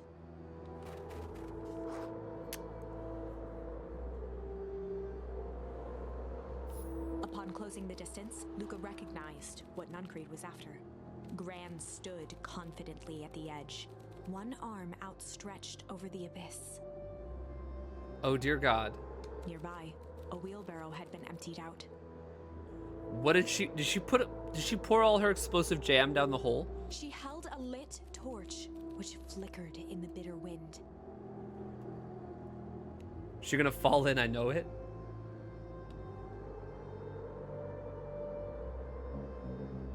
Juniper, I don't know what you think you're doing. But I assure you this is not going to solve anything. If you drop that, you've doomed this whole town. Oh, it wasn't me who doomed this town. I've been watching you, Joseph. I know what you've done. You and your co-conspirators. Gran? What's happening? Luca, you and your friends need to leave right this moment. Mr. Nuncreed turned back toward the kids, desperation in his eyes. Listen to your grandma, Luca. This is between me and Juniper. Rollo and Beck held steadfast in awe. Luca approached closer. Mr. Nuncreed spun back toward Gran, his voice growing louder. You've got it all wrong, Juniper. Just hand over that torch. You don't understand what you're doing. How could I possibly trust you to do the right thing? Walt told me everything. He trusted you, and you betrayed that trust. Luca, did you know that this man's entire life is a lie? If it weren't for him, your father might still be alive. Mr. Nuncreed winced with anguish. I don't think I love Granny's voice right now. It's fun for the bit, for the soft, gingerly grandma bit, but when trying to give it like actual emotions, it's kind of difficult. His voice hardened. That's not true. They both now yelled, not to each other, but at fate itself, making their peace with long-held burdens. Okay, we're yelling now. Here we go. Okay. The wind howled with encouragement.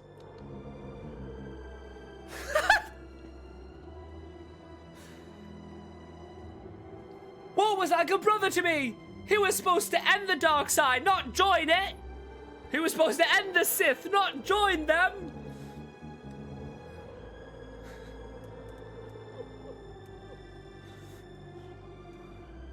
What was like a brother to me?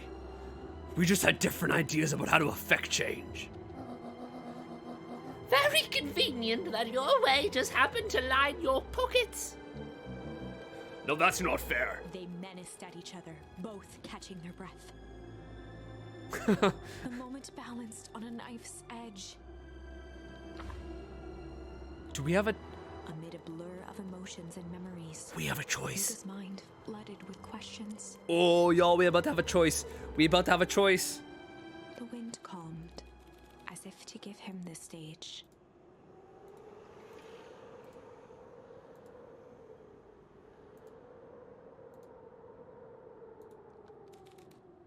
And in the stillness, he began to weep or hum. What are we doing, people? What are we doing? Are we weeping or are we humming? Let's make a poll.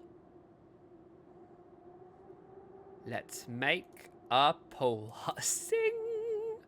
Let's get angsty, bro. Let's just get angsty. Let's get angsty, fam.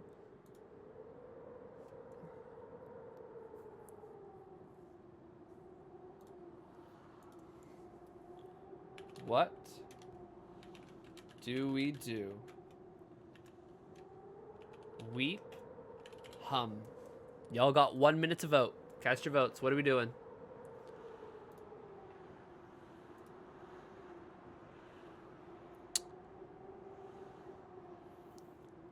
We'll go back and do both. But which one are you voting for? Oh, humming's winning. I like weird choices. Hum supremacy. I believe in sadness. Weep is the right thing, says Jamie, so we have to do hum. Okay. So, we're going to do both. If we do the right thing, we'll progress to the actual story mode, and then come back to this later. If we do the wrong thing, we'll die, and then continue with the right thing. I'm interested if you guys are voting just because you want to see what happens, or if you actually, like, Jamie thinks weep is right, so do hum first, so that we die and we come back. ADH Daddy just wants to drink his tears. That's fair. I want to hear his ugly singing voice. Okay. We are humming. Alrighty. Hum wins. he began, and in the stillness, he began to hum. And in the stillness, he began to hum. After the death of his father, Luca had trouble sleeping. Oh, this is about to get really deep. Are y'all ready for this? Each night, his mother would sit at the foot of his bed and hum a gentle melody. It was the only thing that could calm his mind. The only thing that, however briefly, could make it all seem okay. That melody pervaded every memory Luca had of his mother. Oh. Shivering in the raw snow, he began to hum it out loud.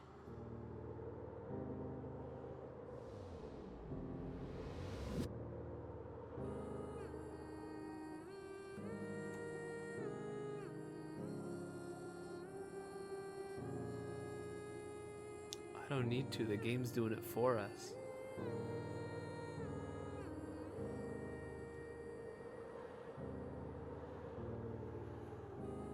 Gran lowered the torch, listening closely. I'm just turn this up quickly.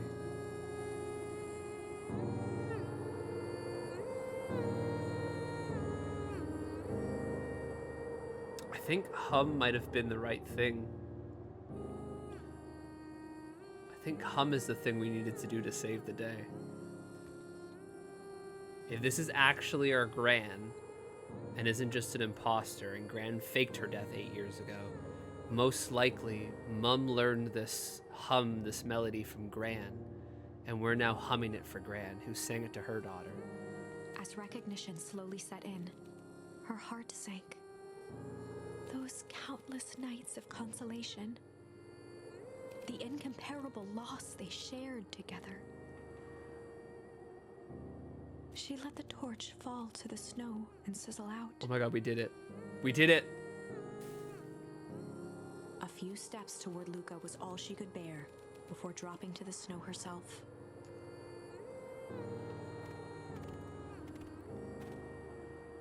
Through a flood of tears, she began to hum along, note for note.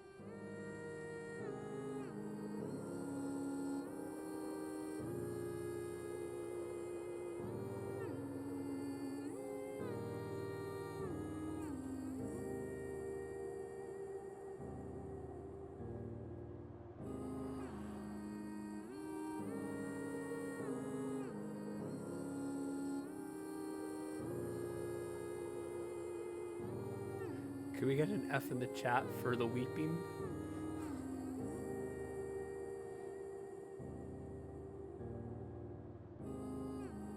This is so pretty. This is so pretty. Phone, shut up. I'm gonna keep wearing the onesie. No, I'll just take it off. I'll take it off and then we'll get them to stop humming. Oh, that's so sad. ADH Daddy dabs. ADH Dabby. Haha. Amori's gonna tear your soul out. This is so sad. Alexa, play In Trouble right now, please.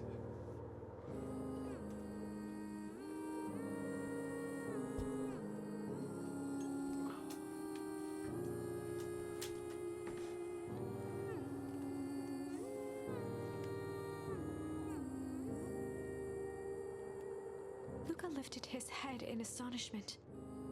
The last time he heard that melody was the last night he saw his mother. What the hell happened to our mom? How do you... Is this our mom?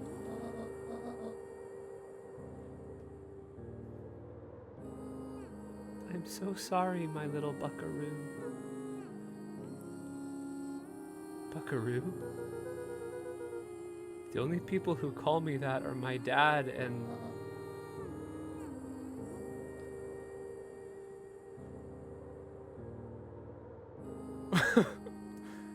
your mother. Luca blinked through blurry, watery eyes, trying to see more clearly. He could just make out the impression of a familiar face. He peered across the snowscape at the woman on her knees. Something about her was undeniably his mother. Only smaller, older, changed. Why is she old? She survived the original freezing. She was never cryogenically frozen. He was. Oh my god, I'm gonna burst into tears. Oh, I'm gonna cry. Oh my god, I'm gonna cry.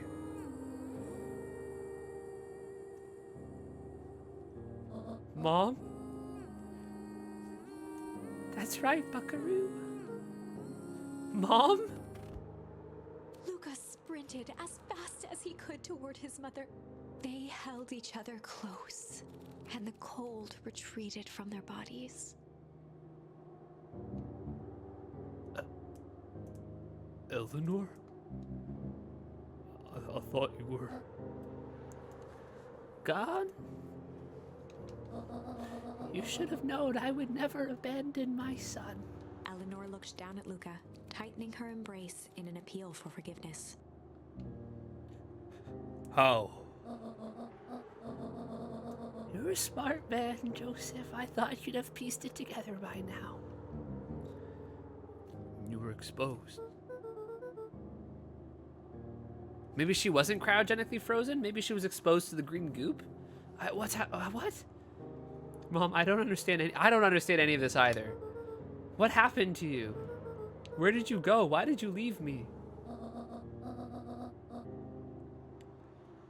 I never left you. I was always right here, Luca. Why did you lie to me? It tore me up, Luca, but I did it to keep you safe. I thought that getting answers would help us both move on. But the more I discovered, the more I realized the danger we were in. Until perennial harvest was stopped, it was better if everyone thought I was gone. You could have trusted me. These are bad people, Luca.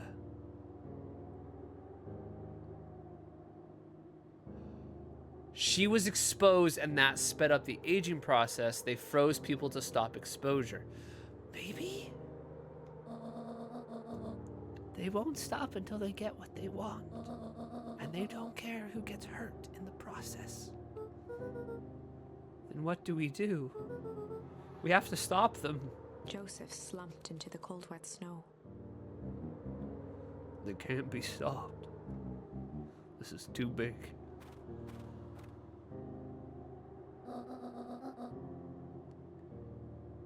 I tried beating them at their own game. I'm done fighting fire with fire. For the first time in a long time, her voice felt like her own again. No more lies. I see now there's a better way to stop perennial harvest. ADH daddy juices. The cold hard truth. Luca gazed down at Nuncreed with pity. He looked small. Joseph stared into the snow, as if searching it for answers. Come on, everyone. We've got a party to crash. I think this was the true ending. I think we got the true ending. Or maybe not. You don't understand. He always wins. Chapter 9. Have you noticed we've never made it past a chapter 9? We've never made it to a chapter 10. We've only ever made it up to a chapter 9.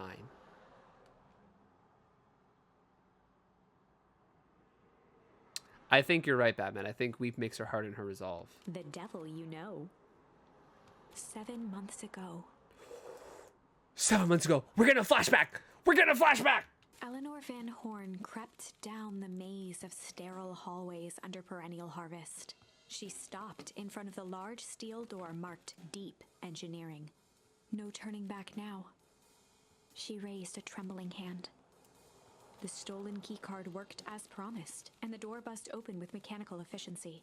She was immediately hit with the smell of disinfectant It was some sort of laboratory. In one corner was a desk covered in papers. Across the room stood a tall metal pod with hoses protruding from its base.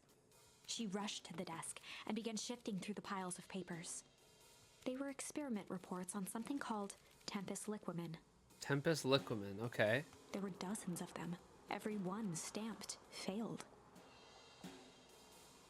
Eleanor heard the sharp echo of footsteps approaching. She was out of time. Her eyes scanned the room, eventually landing on the strange pod. Strange pod? Muttering a curse under her breath, she dashed over and dove inside. Oh!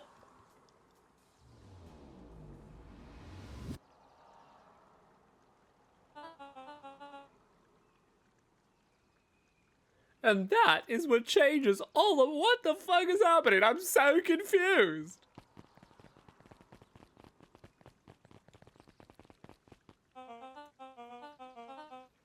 Grabbing the future by the scruff of the neck and making things happen. Change is a choice. I am tickled pink that we will be all making that choice together. How great is that?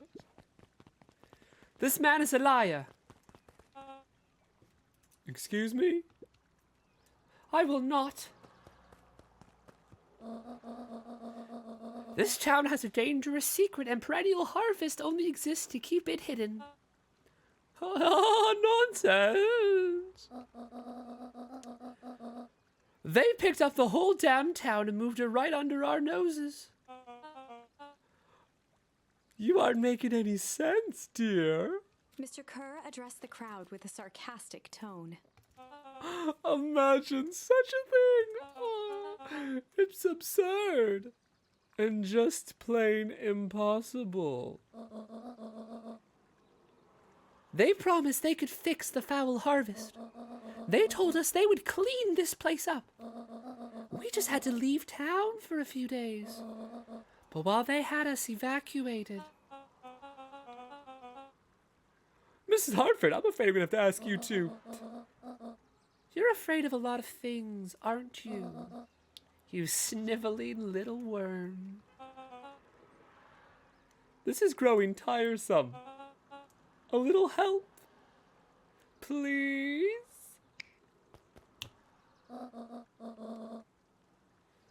Don't you all see? This festival is a sham.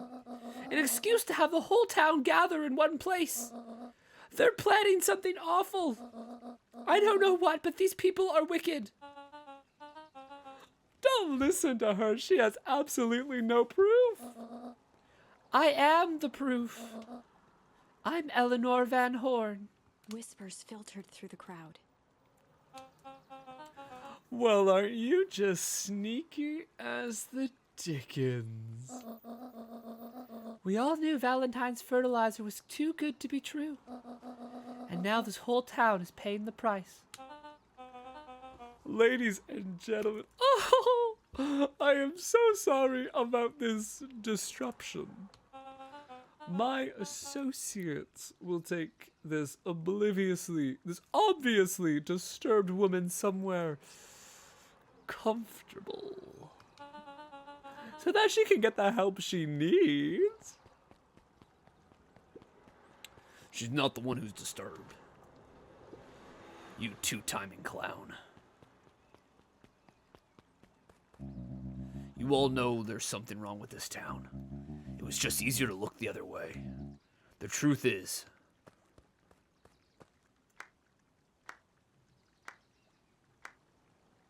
the little boy was behind it the whole time.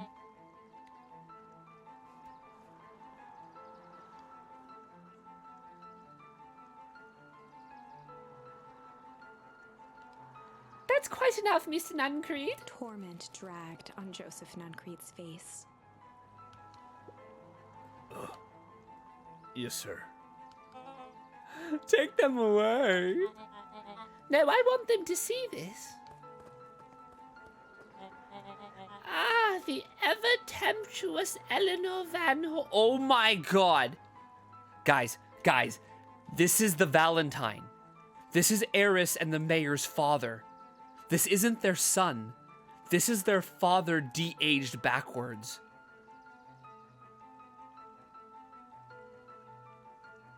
Ah, the very temptuous Eleanor Van Horn. You've been quite the thorn in my side. Like a weed that's burrowed in where it doesn't belong. I must confess, you look dreadful. He paused for a moment, plucking a piece of fuzz from his sweater and discarding it to the ground. Consider yourself in a rare company. You've managed to pull one over on me. It won't happen again. I knew you had some sort of plan to disturb our little party. But alas, I expected something a bit more impressive than incoherent rambling. No matter, your failures are yours to bear. Mr. Kerr, Yes, sir. it's a shame it was cut short, but I thank you for the rousing oratory. I will take it from here. Yes, sir, of course, sir. You have done quality work for me, William. You can look forward to the recompense we agreed upon. Kerr gave a bow of deference. What did I just come back to? Saz, you missed so much. You missed so much. Founder, you are most gracious. Gasps rippled through the crowd. Thankfully, we can dispense with the formalities from here on out. Solomon pulled a glass vial from his pocket. What? In one smooth motion, he downed its contents. What? Bacon pints. Yo, what's going on, Adele? Welcome to the stream. A triumphant smile grew across Solomon's lips. You can all call me Sharper Valentine. His body and face began to contort and expand as he disappeared into a belching green mist.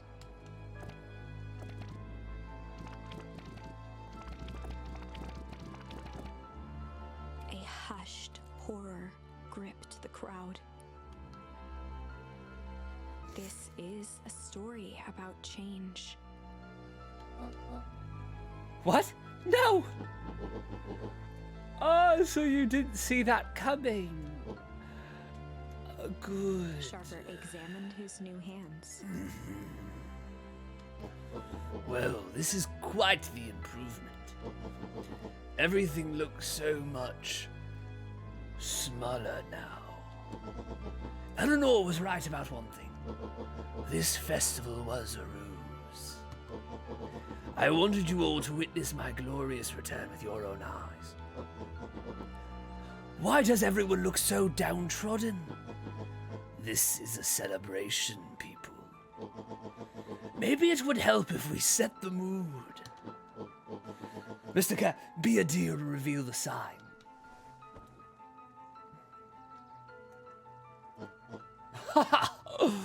Wonderful. Sharper choked out a crude squawk of laughter. Frustrated grumbles sprinkled through the crowd. Sharper, you malicious bastard. Oh, we got malice. We got a new word. We got new word. Nadell, thank you so much for gifting a sub to Becky Boo. You rolled... Okay, there's way too many 18s this stream. Nadell, normally 18, if you do exclamation mark D18, it means I draw a chat portrait. But my Apple Pencil has been lost, so I cannot draw a portrait of you this stream. Would you like me to draw it with pen and paper? Would you like me to re-roll the dice for you?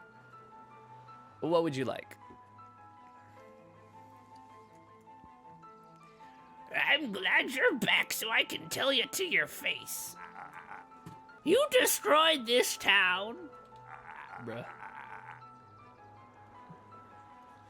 We ain't gonna let you get away with it again. Sorry, this is not the time for audience participation. Some assistance, Mr. Kerr. And now back to our scheduled drama.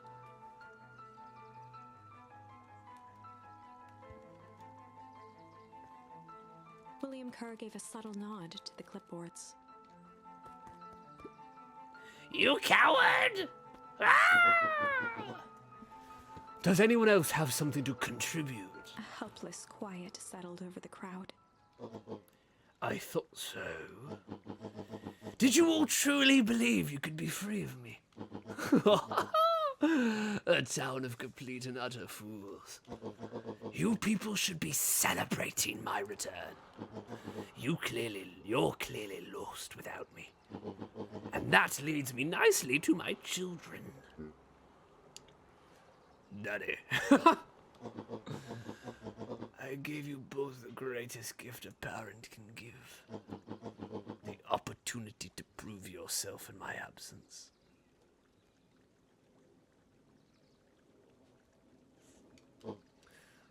Squandered. To say I am disappointed would be an understatement. But silence, Augustus. An adult is speaking. I don't know which is worse. A son who is completely hopeless, or a daughter with such potential who inevitably lets you down. Eris, you fail me with admirable consistency. Thankfully, I was counting on it this time. Father, I have been wasting time, my dear. What have you accomplished? I was focusing on cementing a legacy. There are some serious daddy issues happening right now. Legacy? Who needs a legacy when you can just live forever? But what about? It's all right, kiddo. I'm afraid you suffer from a complete lack of imagination.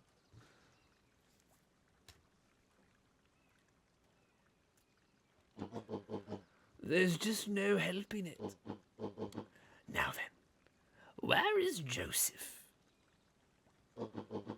You didn't take the opportunity to slip off, did you?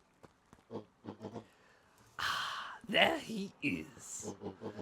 Everyone should give him a hand. None of this would have been possible without Joseph. I think you've said enough.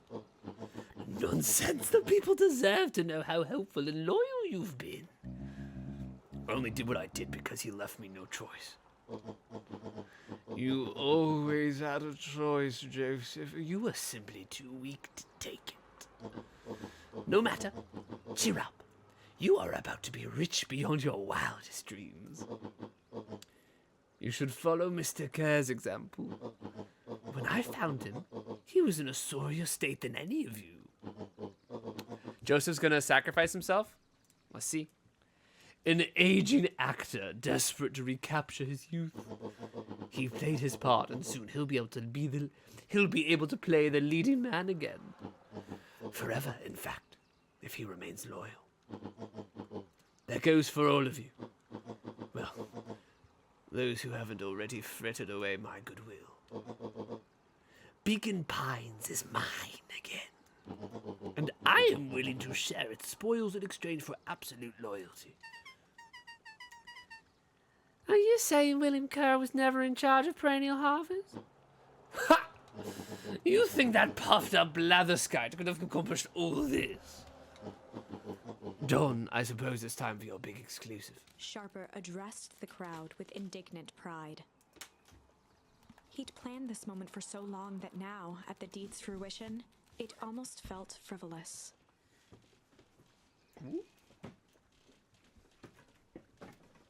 Oi. You see, I needed a figurehead to hold down things when I orchestrated my return. Someone to misdirect, lie, and bilk this town for a spell. So I invented William Kerr. Take your bow. You've earned it. Mr. Kerr Hi, Allison. flourished Welcome a to the stream. preposterously How's your day elaborate going? Bow.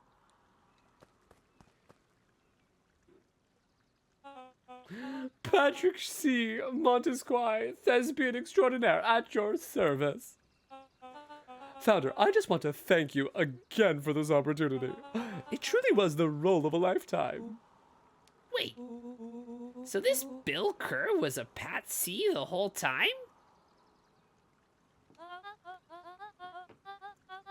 Now your secret's out and open. What's to stop this town from rising up against you? Oh, that's the delicious part. Fear. Thanks to our clipboard, I know what each and every person in this town fears most.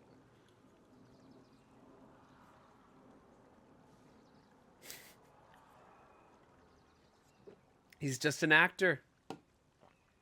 Yeah, we're doing pretty good, Allison. I think we're nearing the end of the game, which is exciting. It's had some insane twists, which is really good. And I will make those fears manifest for anyone who steps out of line. The choice is simple, really. I'm not afraid of you.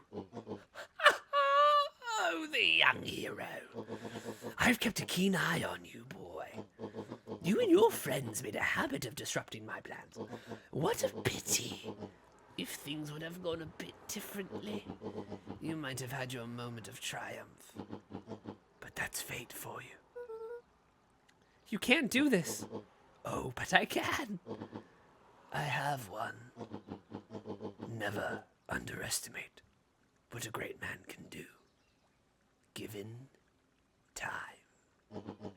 And now time is my plaything.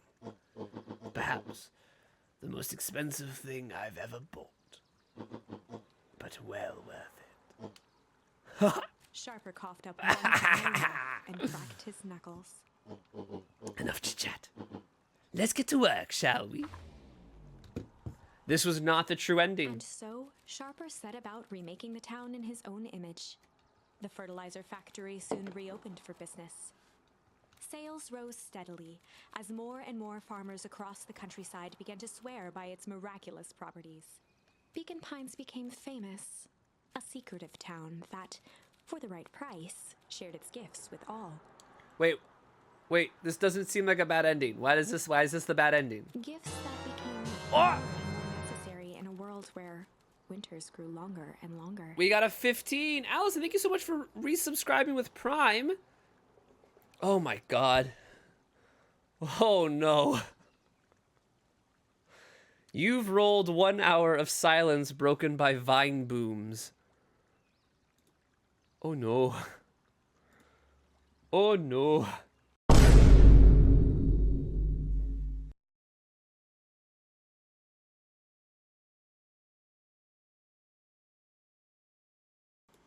Hi.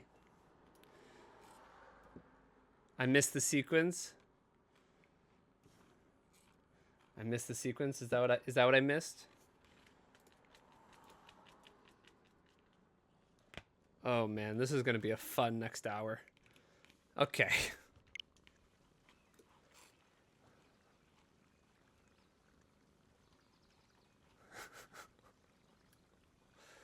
Okay, here we go. Hi everybody, Howell's here. He needs attention. So I'm going to be playing one-handed, which thankfully works for this game. He's going to sit on my desk as we play. Okay, this ending doesn't sound like a bad one. The end. This is wrong, but things are becoming clearer now. You can feel it, right? It feels like we're near the end, Can't right? let Sharper win. He might just be the key to this whole thing. Let's see. Wait, where does Malice go? Here? We have to go all the way back. We're nowhere near the end. All right, let's see what Weep does before we use Malice to go back. He began to weep. And in the stillness, he began to weep. Allison, thank you so much for... Thank you so much for resubscribing. Just appreciate you. No, it's good. It's good. It's gonna be so fun. It's gonna be so fun. The tree can grow so much more. I did not realize how much there more is to do. It was all just too much. Falling to his knees, Luca whimpered softly. Jesus! As they hit the snow. Man, whimpering doesn't sound like what it used to, eh? Gran stared at Luca for a moment with warm sympathy, remembering why this was all necessary. Okay, yeah, y'all were right. If he cries, it just affirms that what she's doing is right. That's a lie, Batman. You're lying and you know it. This'll all make sense soon, Luca. Then everything can go back to normal. I promise. She stiffened up and brandished the torch at Mr. Nuncreed. You can't hide behind those people any longer, Joseph. Once their precious source is destroyed, we'll see where their loyalties fall. Juniper, don't. Ignoring his final plea, Gran flung the torch into the deep darkness. She smiled and exhaled in relief. Mr. Nuncreed moaned in resignation. The torch echoed as it ricocheted down the hole, punctuated with a thunderous thud. Oh, I know what a thunderous thud sounds like. You see, Joseph, I've learned one very important lesson in life. If you want things to change, then you just must be willing Before to. Gran could finish, the ground shook her to silence.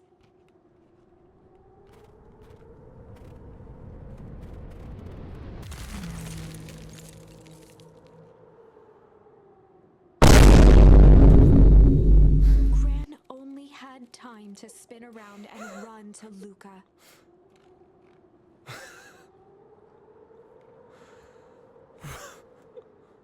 Her attempt to shield him, an honorable but trifling act.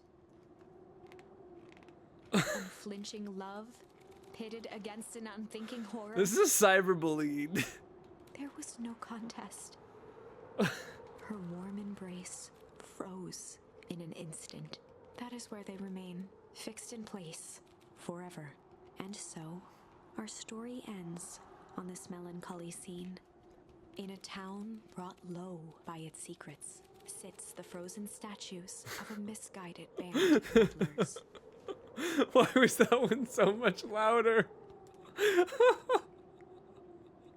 The end. Oh, man.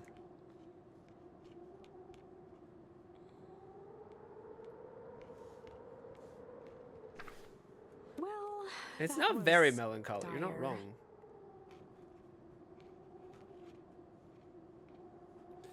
Okay, so we have On to the go bright back now. side, we finally figured out where all the ice is coming from.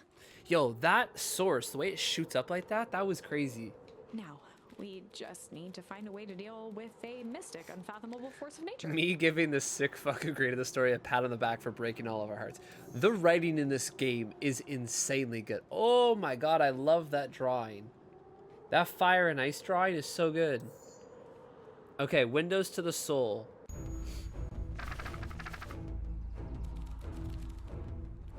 Oh right, when we did Shame, Mr. Nuncreed stuffed us down the phone box and we died. So let's see what Malice does. There was a malice lurking behind those eyes, like a trap ready to spring. Oh my god, we went Luca back. felt the weight of Nuncreed's hand on his shoulder. Something wasn't right. Sorry, I've totally got to disappear for tonight. Have fun with the rest of the stream. Mark, have a great rest of your night. Thank you so much for hanging out. Hopefully see you soon. Hopefully see you soon. He didn't know why, but something was telling Luca to get out of there.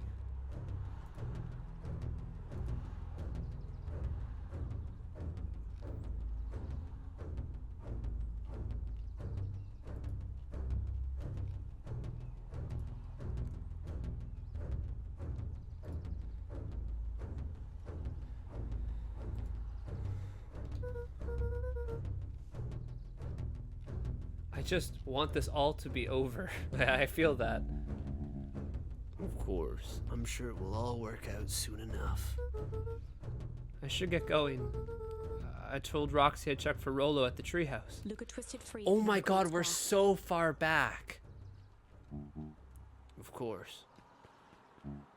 Luca. Lava. Welcome to the stream. Hello, Raiders. Welcome to the stream. Hi, everybody. Who's here? Who's just swung in? Let's get a shout out for Senpai Lavatron. What were you up to tonight? Were you playing God of War Ragnarok? How's the new God of War? Do you like it? What's poppin', everybody? Folks, hi. My name's Bryce. I am an actor and a streamer here on Twitch. Currently, I am acting in Harry Potter and the Cursed Child in Toronto, Canada. Having a fun time. This is my cat, Howl. Hi, buddy. He's currently been neutered, so he's got the cone on his head. He wants head scratches because he can't scratch his own ears. But I think he might be heading out now. I think he might be leaving. He just wanted to make an appearance, and off he goes. We're currently playing a game called Beacon Pines. This is an indie narrative game about a group of kids. They live in a town called Beacon Pines, which is not what you expect it to be. It's filled with mystery. It's filled with wonder. And it's the cat's trying to get the tree. Hold on. Sorry, one sec. Let's jump back into the game, y'all. We're so close. I thought we were so close to beating the game, but it sent us so far back to the beginning. Okay. You know, your dad and I were good friends back in the day. You can come to me with anything. Anything at all. That's unsettling. Okay, where are we going? I don't know where we're going right now. I'm so lost.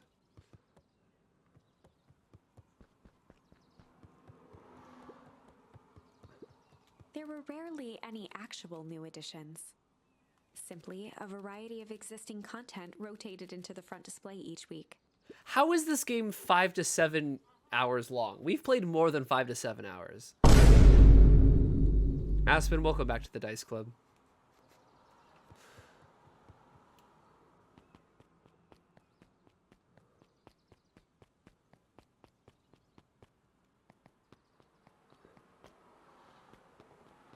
Where is Rolo?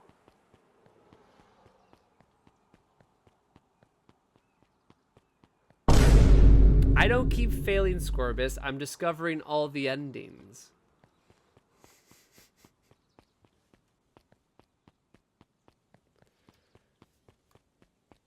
I truly have no idea where to go. No, I know you're joking. They're speeding up. They are genuinely speeding up.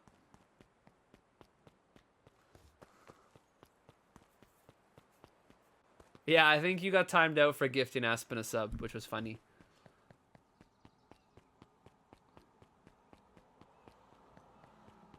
It's been so long since we were at this point in the game. I don't know where to go.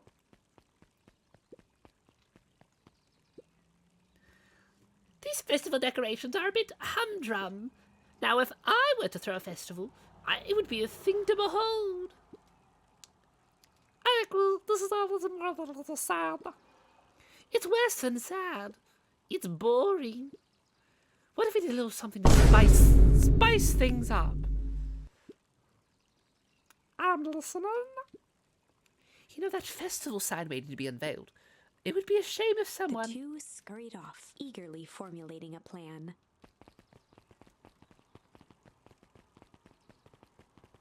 Foreshadowing? This is in the past, y'all. He looked down and muttered in a gruff voice. Mama always told me my problems would look smaller once I grew up. But my problems always seem to grow right along with me. Heavens, I sense big trouble ahead. Where is Rolo?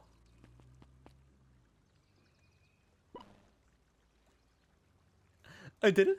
Identify yourself, please. Nellie Moldwill. I work here now. I am unable to locate you on your staff roll. I don't officially start until tomorrow. Mr. Kerr said I could come in early tonight to get a few things done. Hose, please. I don't know this timeline anymore. Give me a break.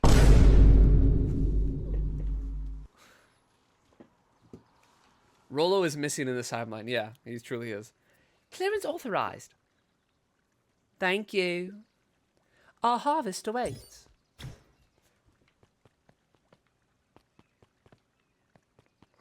I'm so lost. Whoa. You could get a wrench to the You can get a wrench to the noggin sneaking up on a guy like that. Don't scare a man while he's junkin', Sonny. Evening, Jeff. Isn't it kind of late to be junkin'? Well, I might as well ask the same thing of you. Find anything good? Ever since Perennial Harvest moved in, even the junk is trash. You can learn a lot about a person by looking at what they throw away. With this bunch, it's all shredded paper and coffee cups. Well, I better get going. I didn't see nothing. Maybe you didn't see nothing. See what? Exactly. Are we gonna be able to beat this game tonight?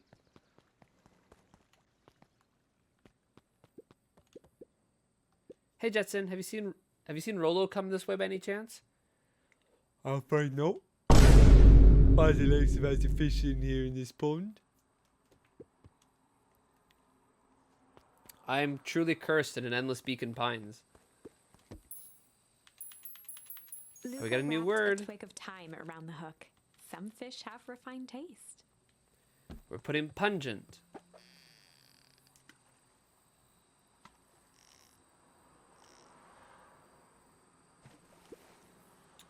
You have to reel it in a bit faster, or your catch will lose interest. It'll be 2024, and it'll be like, we're almost done, guys. We have to finish now. You're trapped? I feel like we're Luca rapped, trapped. Some fish have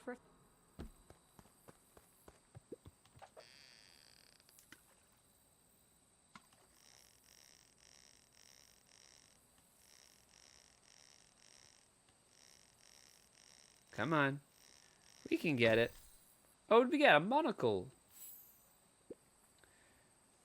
Property of Sharper Valentine. Figures. If he had his way, property of Sharper Valentine would be written on everything in this town. Should we give it back to him? He may not even want it back. That man's got a contentious relationship with time. We'll keep it here in case he ever wants to pick it up. I feel like that would have been foreshadowing if we'd done that before we found that timeline.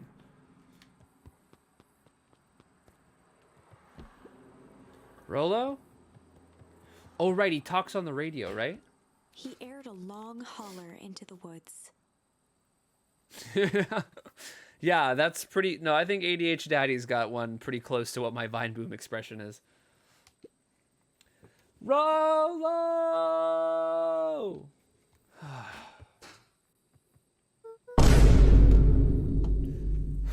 Rollo, wherever you are, I hope you're okay. Luca felt his eyes getting heavy and plopped into the beanbag. He conceded to its lumpy embrace. Wait at the treehouse in case Rollo shows up. Once again, Dream Luca found sequence. himself in a vast... This time, he knew exactly where to go. He took a single confident step forward. The world flickered and pulsed. He found himself standing in front of the frigid air of a blazing campfire.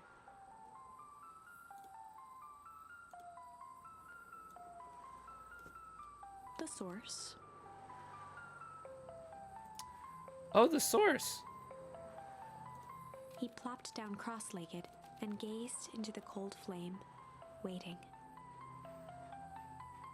Soon enough, the fire began to die out, popping sporadically, until all that was left was a single ember.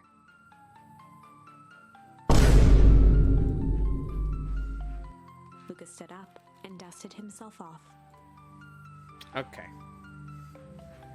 We've got another half hour of this Vine Boom thing. Iconic. Who's going to sleep? Luca's sleeping. Okay. Source. I want that. He plucked the glowing ember from the cold ash, examined it, and slid it into his pocket. A keepsake. The voice of his father spoke behind him. He's pocketed the source? You made me proud, Buckaroo. Luca turned to face him. Dad, what is this place? A warm grin grew across his father's face. A place where everything that has been and everything that could be all wait together. So this is the place where all timelines converge? Luca found himself staring at his father's face, trying as hard as he could to memorize every single detail. Wait? For what? Another voice spoke out as Luca's doppelganger stepped forward. That's up to you. Without knowing why, Luca began to weep. Don't weep, that leads to the bad ending. Is any of this real? Are you real? No, this is a video game. Luca's father bent down to smudge away a tear. Of course. I'm as real as the part of you that misses me. Oh, that's really sweet. Luca turned to look at the older version of himself. And you? The doppelganger choked back tears. I'm as real as the part of you that's angry he's gone. Does that make sense? Through his tears, Luca laughed.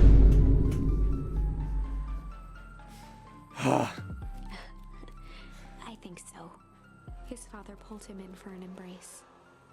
Time to go, Buckaroo. Luca was startled from his dream by a banging on the floor. Are you in there? A commanding voice rumbled from below. Are you in there? Just as Luca sprang to lock the entry hatch, the door knocked open. Uh-oh. Chapter 5. Dangers big and small. Luca stumbled back. He heard the rope ladder creak under significant weight. Keeping his eyes fixed on the hatch, he inched backward to the balcony. As his hand grasped the door handle, Luca froze. Who is this? A large figure clumsily wriggled up through the hole. Is that Rolo's dad? Stop right there. Or Sheesh, I know it's... What voice? What voice? What voice? What voice? Sheesh. Oh, sheesh, I know it's dark and all, but I figured you'd recognize me.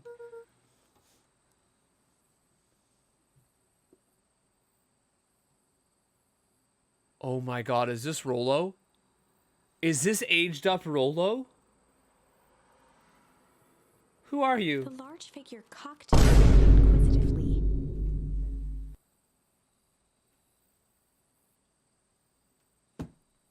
It's Rolo. It's Rolo.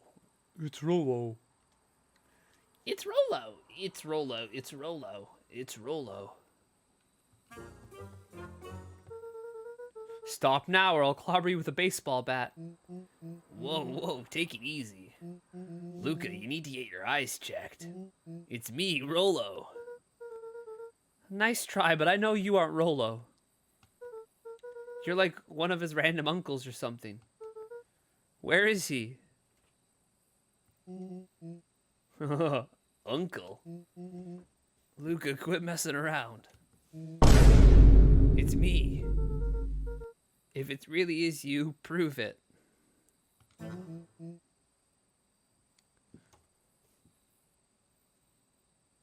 Okay, I think I'm going to stop the Vine Boom. I'm going to stop the Vine. It's been half an hour. I'm stopping the Vine Boom. I want to just focus on the game. I'm getting sleepy, and I want to focus on the game. Flaming chicken coop, Luca. Luca's jaw dropped. He peered more closely at the man standing in front of him. Something about him was undeniably Rolo, only bigger, older, changed. How? What happened to you? When I was running away, I ran into more people in those yellow suits. They grabbed me and dragged me away. What? Where did they take you? Don't know. They threw a bag over my head.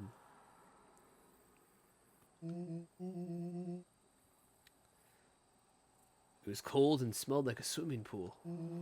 I think it was an underground lab or something. They made my hands all big, look. Rollo proudly presented his hands to Luca. Pretty sweet, right? I mean, it wouldn't be my first pick for a superpower, but beggars can't be choosers. Rollo, it wasn't just your hands. My feet, too? Dang, Pa just made me new shoes. Wait, Luca, why are you so small? Luca moved to the side and pointed Rollo to his reflection in the balcony window. What the? His hands shot up to his face. Holy Toledo! Rollo, what did they do to you? They made me drink some sort of green crud. Ew. Actually, it wasn't too bad. It kind of tasted like licorice. I passed out and woke up like this. And then I sort of smashed open my cage and escaped. Whoa, you smashed open a cage? Kinda. At least I think I did. It's all a bit of a blur.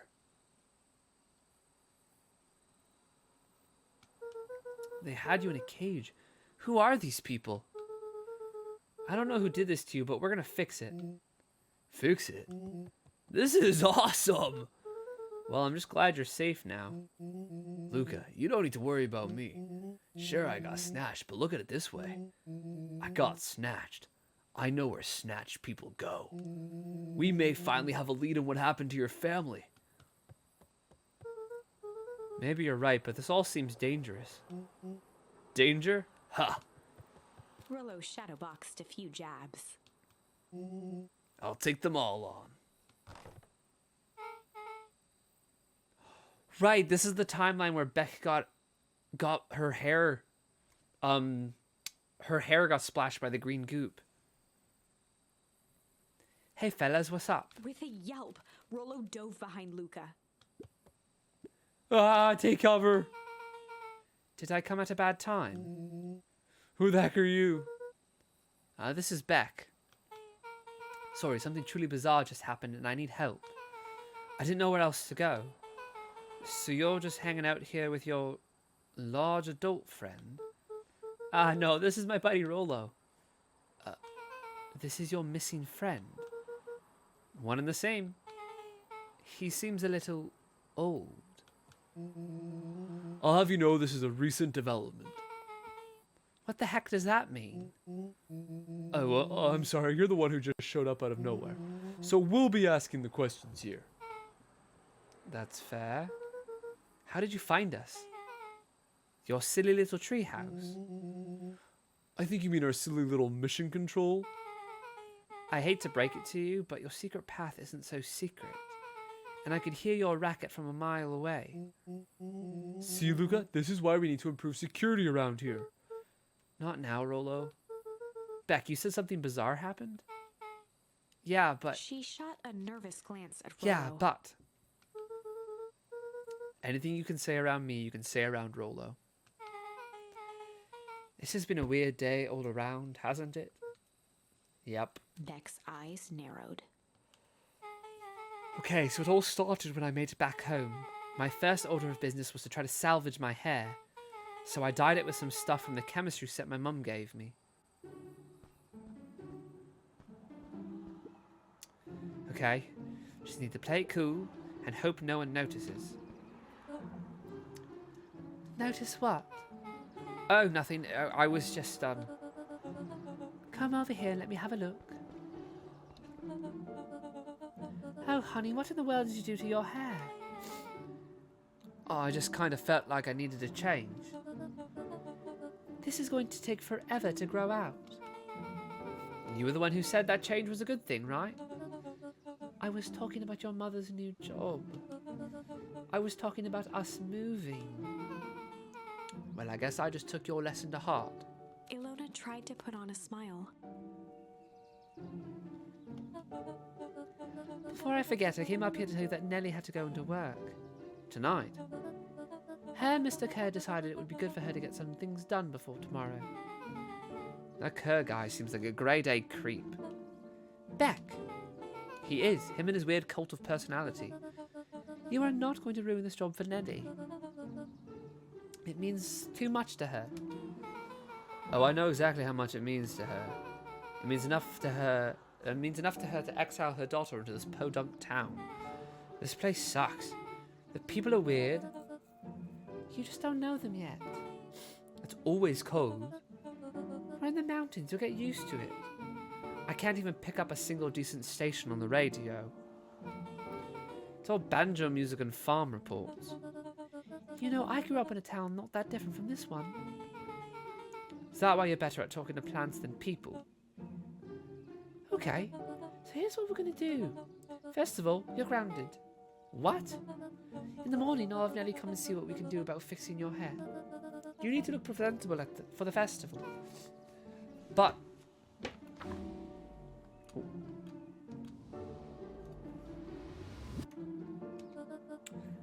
Not another peep. She sighed, and after a moment, looked down at Beck sympathetically. I know moving is hard, honey, but that doesn't mean you have to make yourself miserable all the time. Other people seem to have that covered for me. Oh, and if you decide to rebel by dyeing your hair more... She flashed a sly grin and tousled Beck's hair. I'll just shave it off for you. Think of how rebellious you'll look then. Very funny. Thank you. Good night, sweetie. Good night, Mum. Wait. Wait. First of all, this town does not suck. Second, you need help because you got grounded? No. I'm sorry you got in trouble. It's my fault your hair got screwed up in the first place. Don't worry about it. I actually kind of like this look. Great. Can we get back to the story now? This next part is the important bit. I have this radio I upgraded with my mum, and I was too angry to sleep. So I tried to dial in something worth listening to.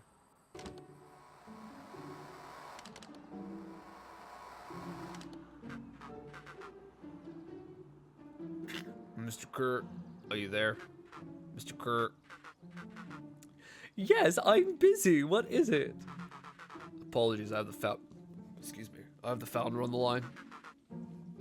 Patch him through immediately. Oh, I got an eyelash in my eye. One moment. Hello, sir. It's so nice to hear from you. Oof, I got an eyelash in my eye.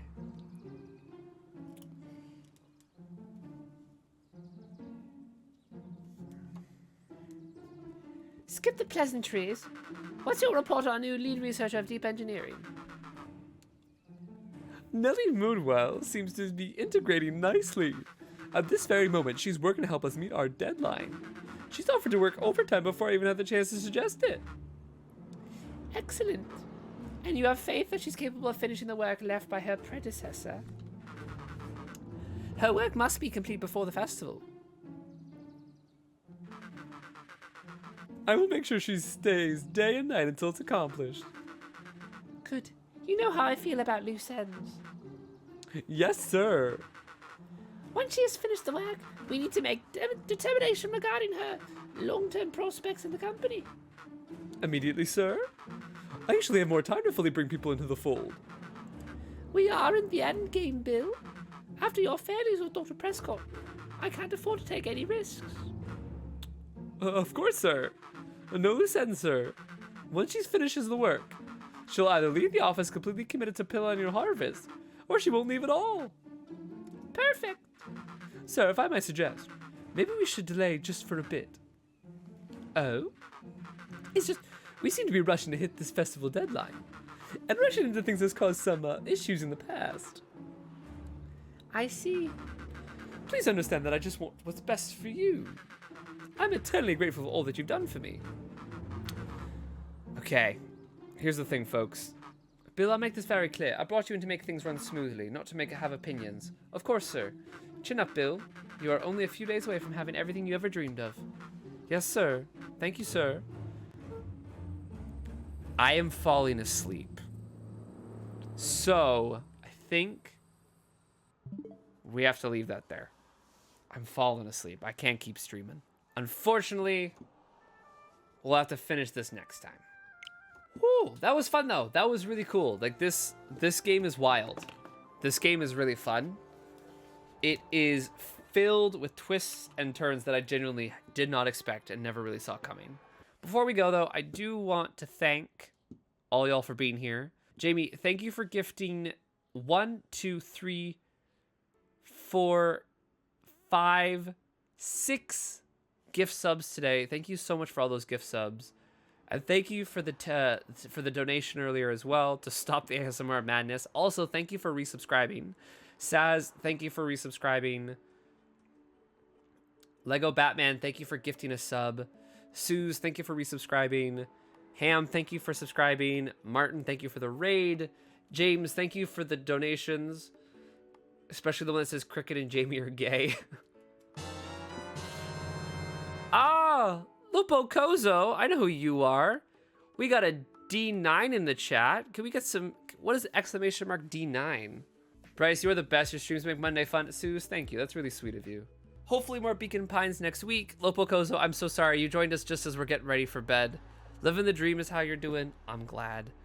Batman, thank you for being here. Lopo Kozo, thank you for being here. Jamie, Sappho, Becky, ADH Daddy, Mocha, Aspen, Allison, Suze, Kara, Ghosty, anyone else who might be lurking that I did not read your name out, just say hi, thank you, and good night. Sleep well. Have a great rest of your week, and hopefully see you in the Discord server or in stream next week. Good night, y'all. I'm gonna go pet Howl and get ready for bed. Good night. Make sure you spam that raid message when we get there.